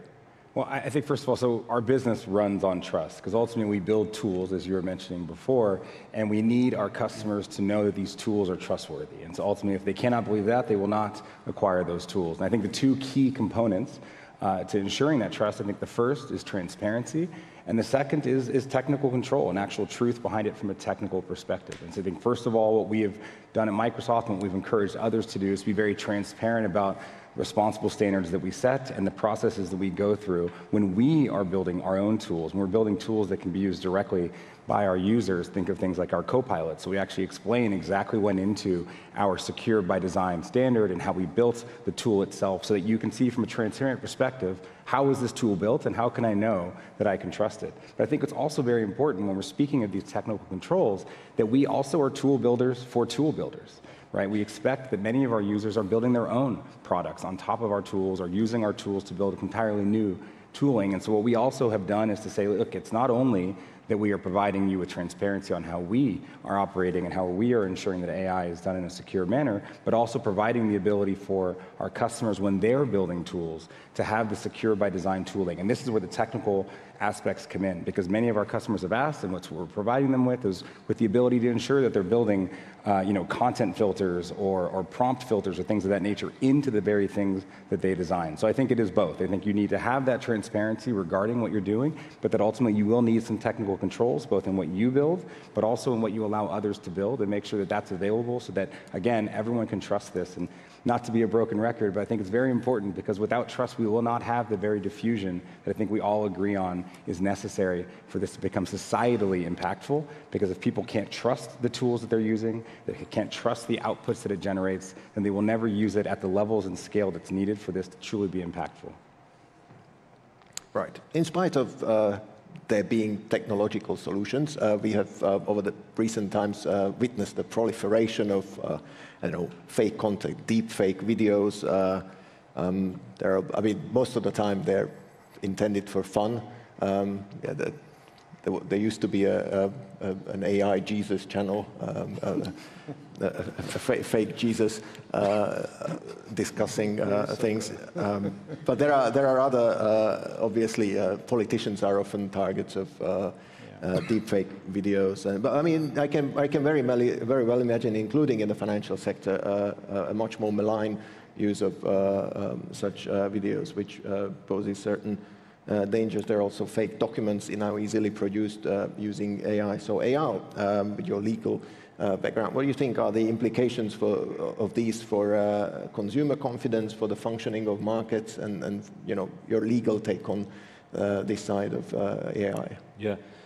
I think deepfake and AI-generated misinformation basically represent one of the most important and severe threats to the market integrity and the economic stability. And in this age, basically, we're entering an era where the truth itself is becoming questionable, and the ability to actually distinguish the authentic information from the sophisticated fabrication, basically, will determine whether markets will be able to operate efficiently and whether consumers can actually make informed decisions. So financial markets, basically, they operate on trust. And when that information can be fabricated with extreme ease, and the potential for the manipulation becomes existential. Now, I think perhaps more dangerous than the individual incident is the systemic erosion of trust in society. And when people, investors, cannot confidentially distinguish real from fake, market will become efficient, basically, and people will lose that sense. We saw recently, in the last 5 years, it started in 2019, 224 euro were stolen. The following year, 35 million in the Emirates. In 2024, last year in Hong Kong, 25 million were stolen by deepfake video, when someone received an email and he felt that this was a dodgy, this was a bit of a phishing, but then he got this call with apparently CFO and all the leading people, and he was convinced. This year, in April, basically, again in Hong Kong, some deepfakes were used to actually overcome the bank's mechanism, and out of the 44 banks that were tried, 30 failed. So those people actually opened the accounts in 30 banks and used this to steal money and to actually launder money. So I think that this is a real problem and threat. And the problem is that when it requires verification, the society may eventually actually revert to the primitive trust mechanism, like trusting just physically present merchants. And of course, if the transaction costs much more money, eventually that would go to the insurance and legal compliance, that would go eventually to the consumer. So I think addressing these threats basically required a multi-layered approach. We need specific criminal legislation, and some countries have already dealt with that and legislate such rules for deepfake. I think that's very important. But also we need financial markets regulation in terms of digital using technology, for example, perhaps blockchain or other solutions like real-time authentication protocols. But also we need, of course, public awareness. So I think when information itself becomes unreliable, the entire system breaks down, and this is a really important threat that we have to address. and massive public awareness should be educated and encouraged. Which brings me to my next set of questions to Cardinal here. And it's, let's turn a bit more philosophical here. It will be a question about free will and moral responsibility. So does the emergence of AI challenge our understanding of what free will is, and who carries the responsibility for decisions? And the follow-up to that is about ethical principles. So we talked about technological solutions to the issue of trust. There are probably legal ways of going around it, but how about ethics, culture in the society? What kind of principles do we need to embed in the people's minds to have a safe deployment and development of AI? Yeah, thanks. And to tag on briefly onto the discussion about trust, AI, and all of that. Probably, I think the word came up towards the end, reliability. When we're dealing with tools, it's a question of their reliability to achieve what they're meant to do. Trust, I think, is very human virtue. And if there's trust in bank, the trust is in the bank and the people operating the bank who are trusted to be able to deliver what they promise they will deliver and all. So, trust for me is a very human attribute that is difficult to kind of invest in a tool. There is a movie out called Megan, and it's about a young girl who was given an AI, a robot, as a companion. And the attachment grew so much that the girl will not go to school unless they allow the robot to come along. Okay, yeah, because it's like she considers life to be inseparable from this type of thing. And it became a question, therefore, of the girl feeling that the meaningfulness of her life was bound with what the robot was allowed to do. So that's how this conditioning can take place. A question that you ask about, ethics and AI use and all of that. I think the ethical question is based on the free will. When, for example, the church talks about AI and digital technology and all, it always says that we must place the human being at the center. This we also heard a little bit from the president this morning. The primacy of the human being in all human endeavors is something that we push. And we do that because we say that the human person essentially is free. The dignity of the human person entails his freedom or her freedom. When the human person is not free, then there's something against his or her personality. So to ensure that somebody is truly a person, it's not simply the dignity that we're talking about, but also the freedom of the person to exercise what he or she is. And this is closely related also to the second thing, which is about relationship. Now, freedom is not complete unless there is responsibility. So when also scientists in their freedom go to their labs and exercise and come up with all gadgets, whatever, their sense of freedom must lead them to recognize their responsibility with what they are producing. So freedom, yes, there's something that is espoused for all human beings. But freedom is not complete unless it is matched with a sense of responsibility. And the two must always be taken together. So what we call ethics is the expression of this union between freedom and responsibility. Out of this is born what we call ethical. So what is good to use because it's my expression of responsibility, and what is not good to do because, again, my expression of responsibility. So the question of ethics, which underlies the conversation that we're holding now about AI and its relationship with the human person, yes, in freedom, scientists can explore and do everything. But in freedom, you need to also recognize that what you do has a responsibility, or you're responsible, and you must consider the responsible implications. So the two must go together to describe what we call the ethical roots or foundation of what we do. Thank you. Yes, I've been a scientist myself for a little while, and also, I mean, in every institution, currently in our institution, we also have an ethical code which, in a way, spells out some of the things that are not written in legislation and you know, defines good conduct, good practice. But and obviously, I can see because you cannot codify them all. Exactly. It has to do from within, you know. Exactly. And a lot of it comes natural to well-meaning people, but yeah. Unfortunately, humankind and humanity involves its darker side as well, and sometimes for that we need legislation. So this is where I turn to my. That's what the Australian AI scientists said, that we've created tools in our image. Just as there's dark side to us, so can we also make tools with dark sides. And they can do the type of things, you know, AI, you know that thing you call about sloppy AI? Yes. That's material on AI which is now wet producing. But they still produce for the market because of, you know, funds. So the sloppy material, in my sense, when, for example, you go into, you know, a sovereign AI development, that's a way that you take charge of your data and cut out what is sloppy and what is necessary.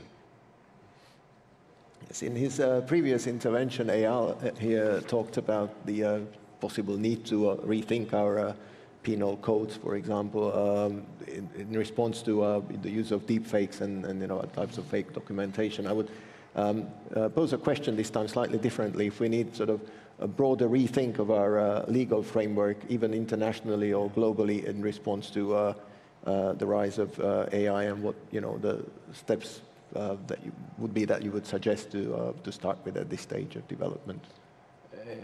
In terms of accountability and transparency, and yeah, well, I think traditional legal frameworks, basically, they assume the human decision making, which can be interrogated and can be attributed and be held responsible. Now, AI basically disrupts this assumption because basically it makes the algorithm make opaque decisions, so-called black box, and the responsibility is diffused. So harm is very difficult to attribute. So we need, in this respect, entirely a new legal architecture. And I think that we need some sort of shared responsibility where clear allocation at each level would be attributed. So, for example, developers may be liable for the code quality, for the testing and documentation under the professional duty of care.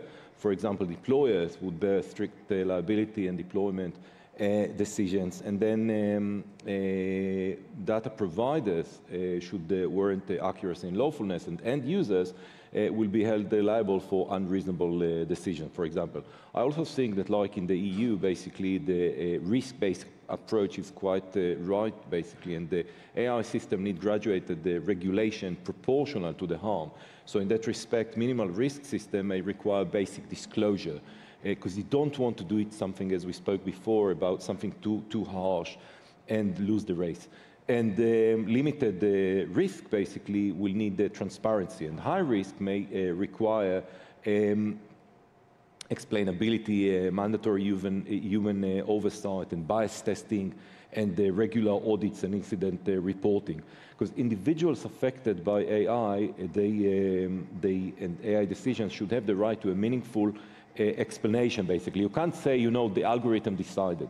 This is something that cannot work, basically. So I think that different sectors may need tailored rules. For example, serious violation may carry laws, as we said, criminal penalties, and international harmonization, I think, is very important through multilateral treaties and model legislation, which is essential.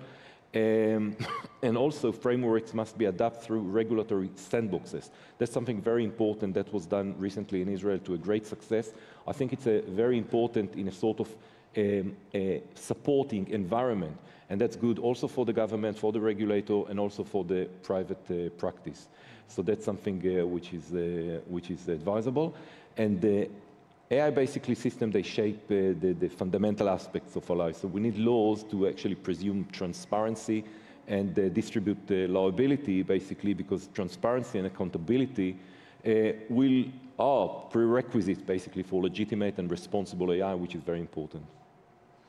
Right. So this is the point in our discussion when I come back to the introductory address by Madame Virkkunen. You also referred to EU law in a positive way, potentially, almost. And I turn to Azar. You're a lawyer as well by training, and as a part of your duties in the company, you travel a lot, and you have the opportunity to observe different systems around the world. And I would pose the question about the EU regulation about AI. Are we doing the right thing? Are we finding the right balance between protection of people's rights and supporting a rapidly growing industry, or is there something that you would change because it's more of a barrier to innovation at this stage? Well, first of all, building on what was just said, I agree. I think ultimately we must have responsible innovation. We must have human-centric innovation. And I think the best way to get there is a risk-based approach. And I think what is, central to the types of regulation and legislation that work best, in this space is that they have that risk-based approach, that they are interoperable. I think that's where you said harmonization. I think that is so key, is to not just think in a silo, but actually think about how will this apply across a vast spectrum of different countries, of different use cases. And in many cases, that's, I think, most important to make sure that we do have not a winner take all, but actually that everyone can be winners, that we allow all parts of our economy that are using these technologies to be able to bring that technology to other countries and other spaces in a way that is relatively easy. So I think the interoperability is quite key there. I think, again, having a risk-based approach. And then finally, I think being flexible. I think you mentioned the sandbox approach, but flexibility is key. And I think that is one thing. I think you're alluding to the recent move for simplification of the AI Act and other aspects of European legislation. I think what is really nice to see from the EU, and we're very supportive of, is this move to flexibility. It is actually very important, I think, as this technology is moving, that we look and see how can we be flexible, and of course values-based, of course risk-based approaches that are flexible enough to meet the evolving needs. I think if we can have those two things and a level of interoperability where it is multilateral, it is really bringing values-based approaches from different stakeholder groups together, I think we can get to a level of regulation that is both helpful to make sure we are being responsible and human-centric, but also ensuring that we have the level of innovation and, again, the ability to diffuse that is needed for this to be a truly impactful technology. Thank you. As we move on to the next stage in our discussion, I would slightly broaden the definition of public intervention when I turn to Tomáš. Obviously, you can reflect on what has been said about the legal framework and the legal constraints in the AI world, but my question would be more general about the role of public intervention in this area, and there inevitably we go into issues of sort of fairness, equity, functioning of the labor market, functioning even on the business environment, like access to finance. So where do you see, as a young entrepreneur, the big gaps where the state could do more and better? Right. Look, we don't want the AI environment to be the Wild West. We don't want people to go and do all sorts of crazy, dodgy things with our data and to do very irresponsible things on the internet and on social networks. Really, what you want to achieve is an environment where you help the people who will be responsible to rise on the global stage the fastest. Now, but that's very nuanced, right? Because you cannot put really harsh regulations to start with, because you will realize that your homegrown responsible AI developers don't have a chance against the more aggressive, gung-ho developers from the US and China. And so you realize that actually what you want to get to is a very delicate balance where you want to create a really good economic environment, very good entrepreneurial environment, a unified legal system with initiatives like EU Inc., and create environments where you can really build up the AI startup ecosystem so that we have a bunch of leading companies around the world, and then you can start tightening the screws on regulation. Because that way you actually get very successful European, that's the undertone, European companies out there who are actually doing things ethically, rather than getting just like overrun by Chinese and US models. Now, there is another interesting sub-question there, which is around the other kind of forms of public intervention. We don't have to just regulate, we can also create opportunities. There are lots of opportunities. For example, there was a really nice case study with the UK in banking, where they created certain unified APIs, and suddenly it completely gave rise to the UK as a financial innovation hub. And so there's a lot of space to do these kind of things around the EU, whether that's in healthcare or less popular in defense, but I think it has to be said, or education, that's the direction that we are willing to go with. So it's not just regulation, there's creating sandbox environments, creating better regulatory environments, creating a really good economic and legal environments. Thanks. Again, going back to me being an economist, and even though people generally think that economists only care about growth and money and productivity, and we do care about fairness, and we do care about equity as well. And actually, in our bank, we did a little experiment with AI. We tried to assess internally the impact of AI on people's productivity, efficiency, but effectively it was about how well they're going to do in a different world. And the picture that emerged is rather interesting and rather complex. It's not so easy, because there are different people, obviously, with different skills, but they're also doing different tasks, and there are sort of generalist tasks, there are specialist tasks. Some of them are routine, some of them are non-routine. And it's ultimately a combination of these things that determines how an individual is going to do in the world of AI. But I think a quick takeaway from that study would be that people who are already very good and have skills that are complementary to AI, they're going to do really well. And it may help some people at the bottom. But the question is when those kinds of jobs are ultimately going to be taken over by AI completely, and so they'll have to. So what in such a world where there is this potential for increased division, what kind of policies do we need to have? Yeah. So a study out of England was talking about how the lack of digital training for workers puts them at risk.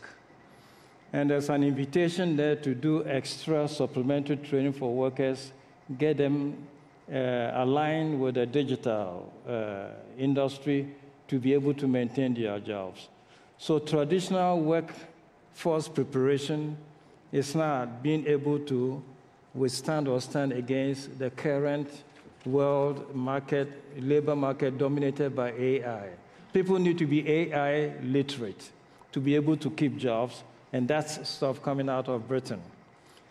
Additionally, the positive thing to note about AI is also, since again, this is motivated by education and all of that, there's an experiment coming out of New York called the Empire Initiative, which is how AI can be used to enhance education for all policy.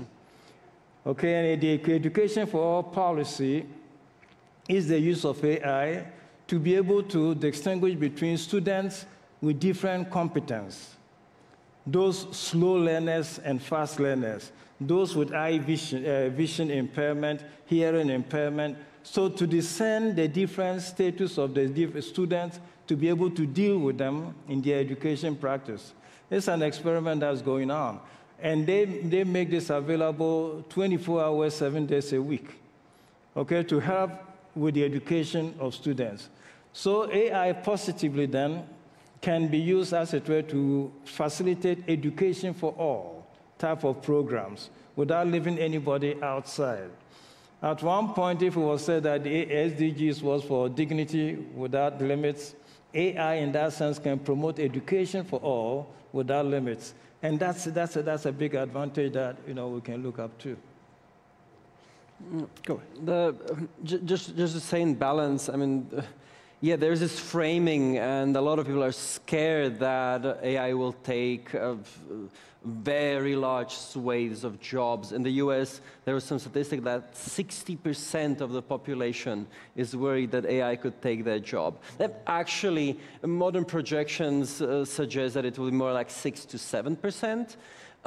Which is still large, don't get me wrong, but it's not that catastrophic. But even a stronger trend is AI not taking jobs, but changing jobs.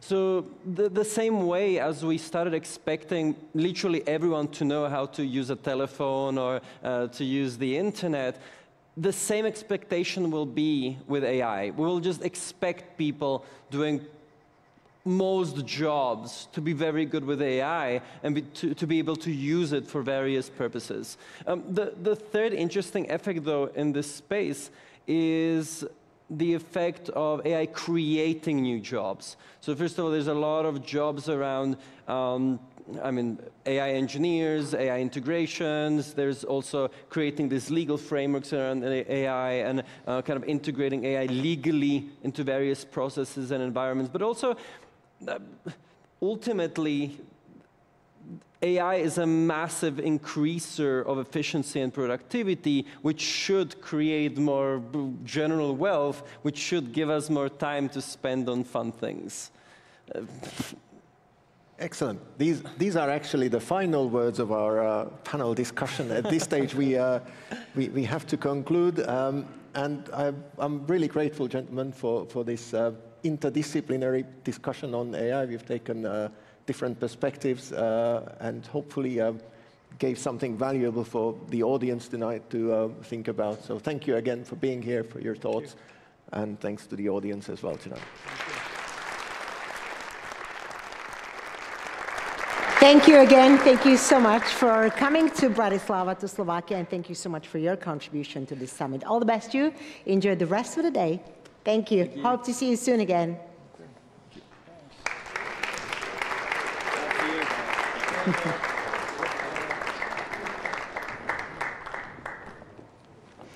And we're slowly but shortly coming to an end.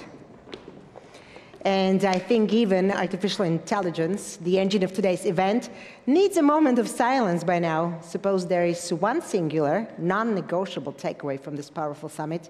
In that case, thinking AI out of the box is not merely a slogan. It is a moral imperative for leadership, because the future isn't about what AI can do, but what we, as humans, can ethically and courageously choose to do with it. This reminds us of the infinite digital universe that we're all a part of. But the final word of today's summit isn't mine to give. It is my pleasure to invite to the stage Tomáš Drucker, Minister of Education, Research, Development and Youth of the Slovak Republic, and Michal Valko, Chief Models Officer at Stealth AI Startup and Research Scientist at INRIA, to share their closing remarks and formally bring today's high-level summit to a close. Minister? The distinguished guests, we stand at a moment when technology is reshaping the world with a speed that demands our full attention. And artificial intelligence, it's not just improving our tools, it's challenging how economies evolve, how our societies hold together. And as we look ahead, fairness and human dignity must stay at the center. Workers will need support and skills to navigate new realities. Developers and policymakers must commit to transparency and accountability. And we have to confront the widening gaps head-on. Those already at disadvantage cannot be pushed further aside as this transformation accelerates. And reducing the distance is fundamental to an inclusive and stable future. The BratislavAI Forum has been the Slovak contribution to the emerging global architecture of AI governance, building on the work begun in Paris and pointing toward the global conference in India next year. It has been the space to tackle the ethical, economic, and security foundation of human-centered approach. And as we move forward, we must not lose sight of trust. As it was mentioned, trust grounded in ethics, in safety, in responsibility, and in the assurance that people remain at the heart of every decision. Without this trust from the public, from families, from communities, from parents, no system will be strong to carry the change ahead of us. And now, instead of closing a chapter, we pass the baton. This forum is the next step, one we offer to our partners and colleagues around the world. Let's stay connected, please. Meet more often, work more closely, and carry this effort forward with the same energy we brought into this room. If we act together across governments, institutions, industry, and research, we can share a future where technology strengthens our societies and we can really achieve the responsible outcomes which are today unpredictable. We have all chances to improve our lives. The responsibility is significant, but the same is the opportunity. And I think the future is still in our hands. Thank you very much for your time. Thank you for your experience you shared in the morning during our ministerial session. Thank you all the guests during the roundtables, because I think it was really amazing. But once again, this is not the end of the chapter. Please take the race, take the baton. Thank you. Thank you very much. Mr. Valko? Thank you, Tomáš. It was a pleasure to share the stage with you on multiple occasions. Dear distinguished guests, well, thank you. After today's panels, I'm convinced of one of the things. AI has been moving really fast, so fast that when I open my laptop every morning, I think that, the whole world updated tonight, right? And I forgot to install some new patch, so I'm lost myself, and in research, I have to say, even I am secretly working on things that might make those updates even more dramatic. Let's just say new scaling laws, massively test-time compute will make the next chapter very interesting. I cannot say more, but believe me, it's big. But that's exactly why cooperation matters. Because when a few actors hold the compute, the data, the infrastructure, as we discussed, the rest of the world is not co-writing the future.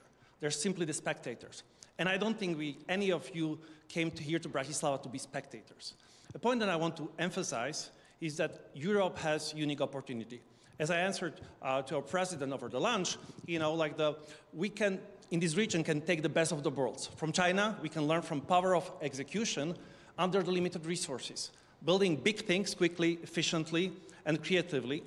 And from the United States, we can learn the values of fewer barriers, fewer excuses, adaptively removing obstacles, and creating an environment where the talent wants to come, stay, experience, and prosper.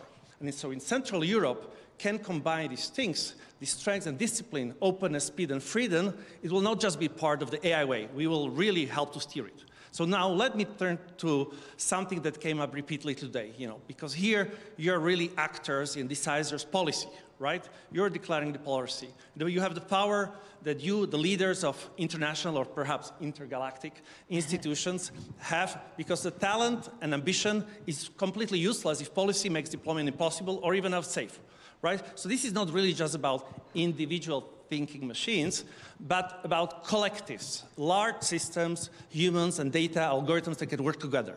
Well, economic mechanisms like incentives, contracts, pricing become fundamental design tools, not just to reward the compute, but to really align behavior with social welfare, with collective values.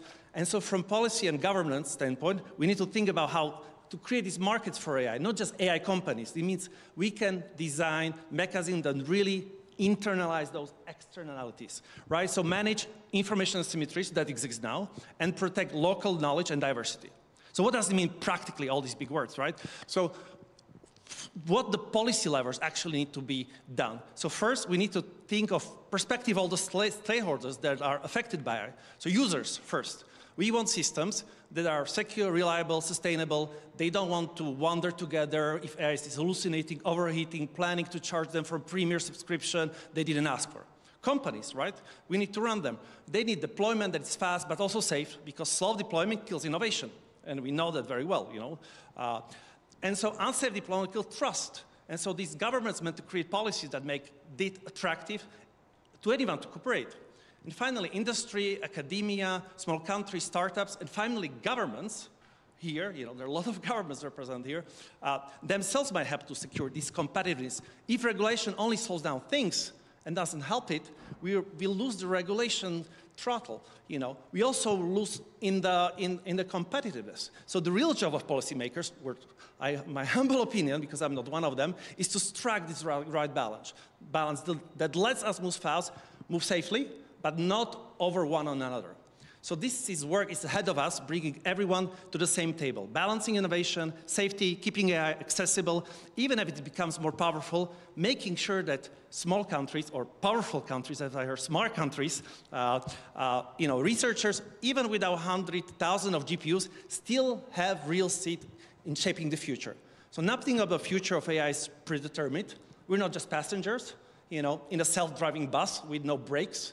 If we can still choose the route, and who gets to ride with us. So thank you for the conversation, thank you for the honesty, and thank you for Slovakia for proving that even a small country can host a conversation that the whole world needs to hear. Wow. Thank you very much for your words. Powerful message. Thank you and thank you for having me. All the best to you. Enjoy the rest of your day. And we are definitely coming close. So once again, thank you very much for your insightful and forward-looking closing remarks. And to all our distinguished guests here today, to our dear viewers and listeners on Slovak television and radio, thank you all for your essential participation in this dialogue. I wish you a pleasant rest of the evening, and may your thoughts keep moving AI out of the box. All the best. Take care.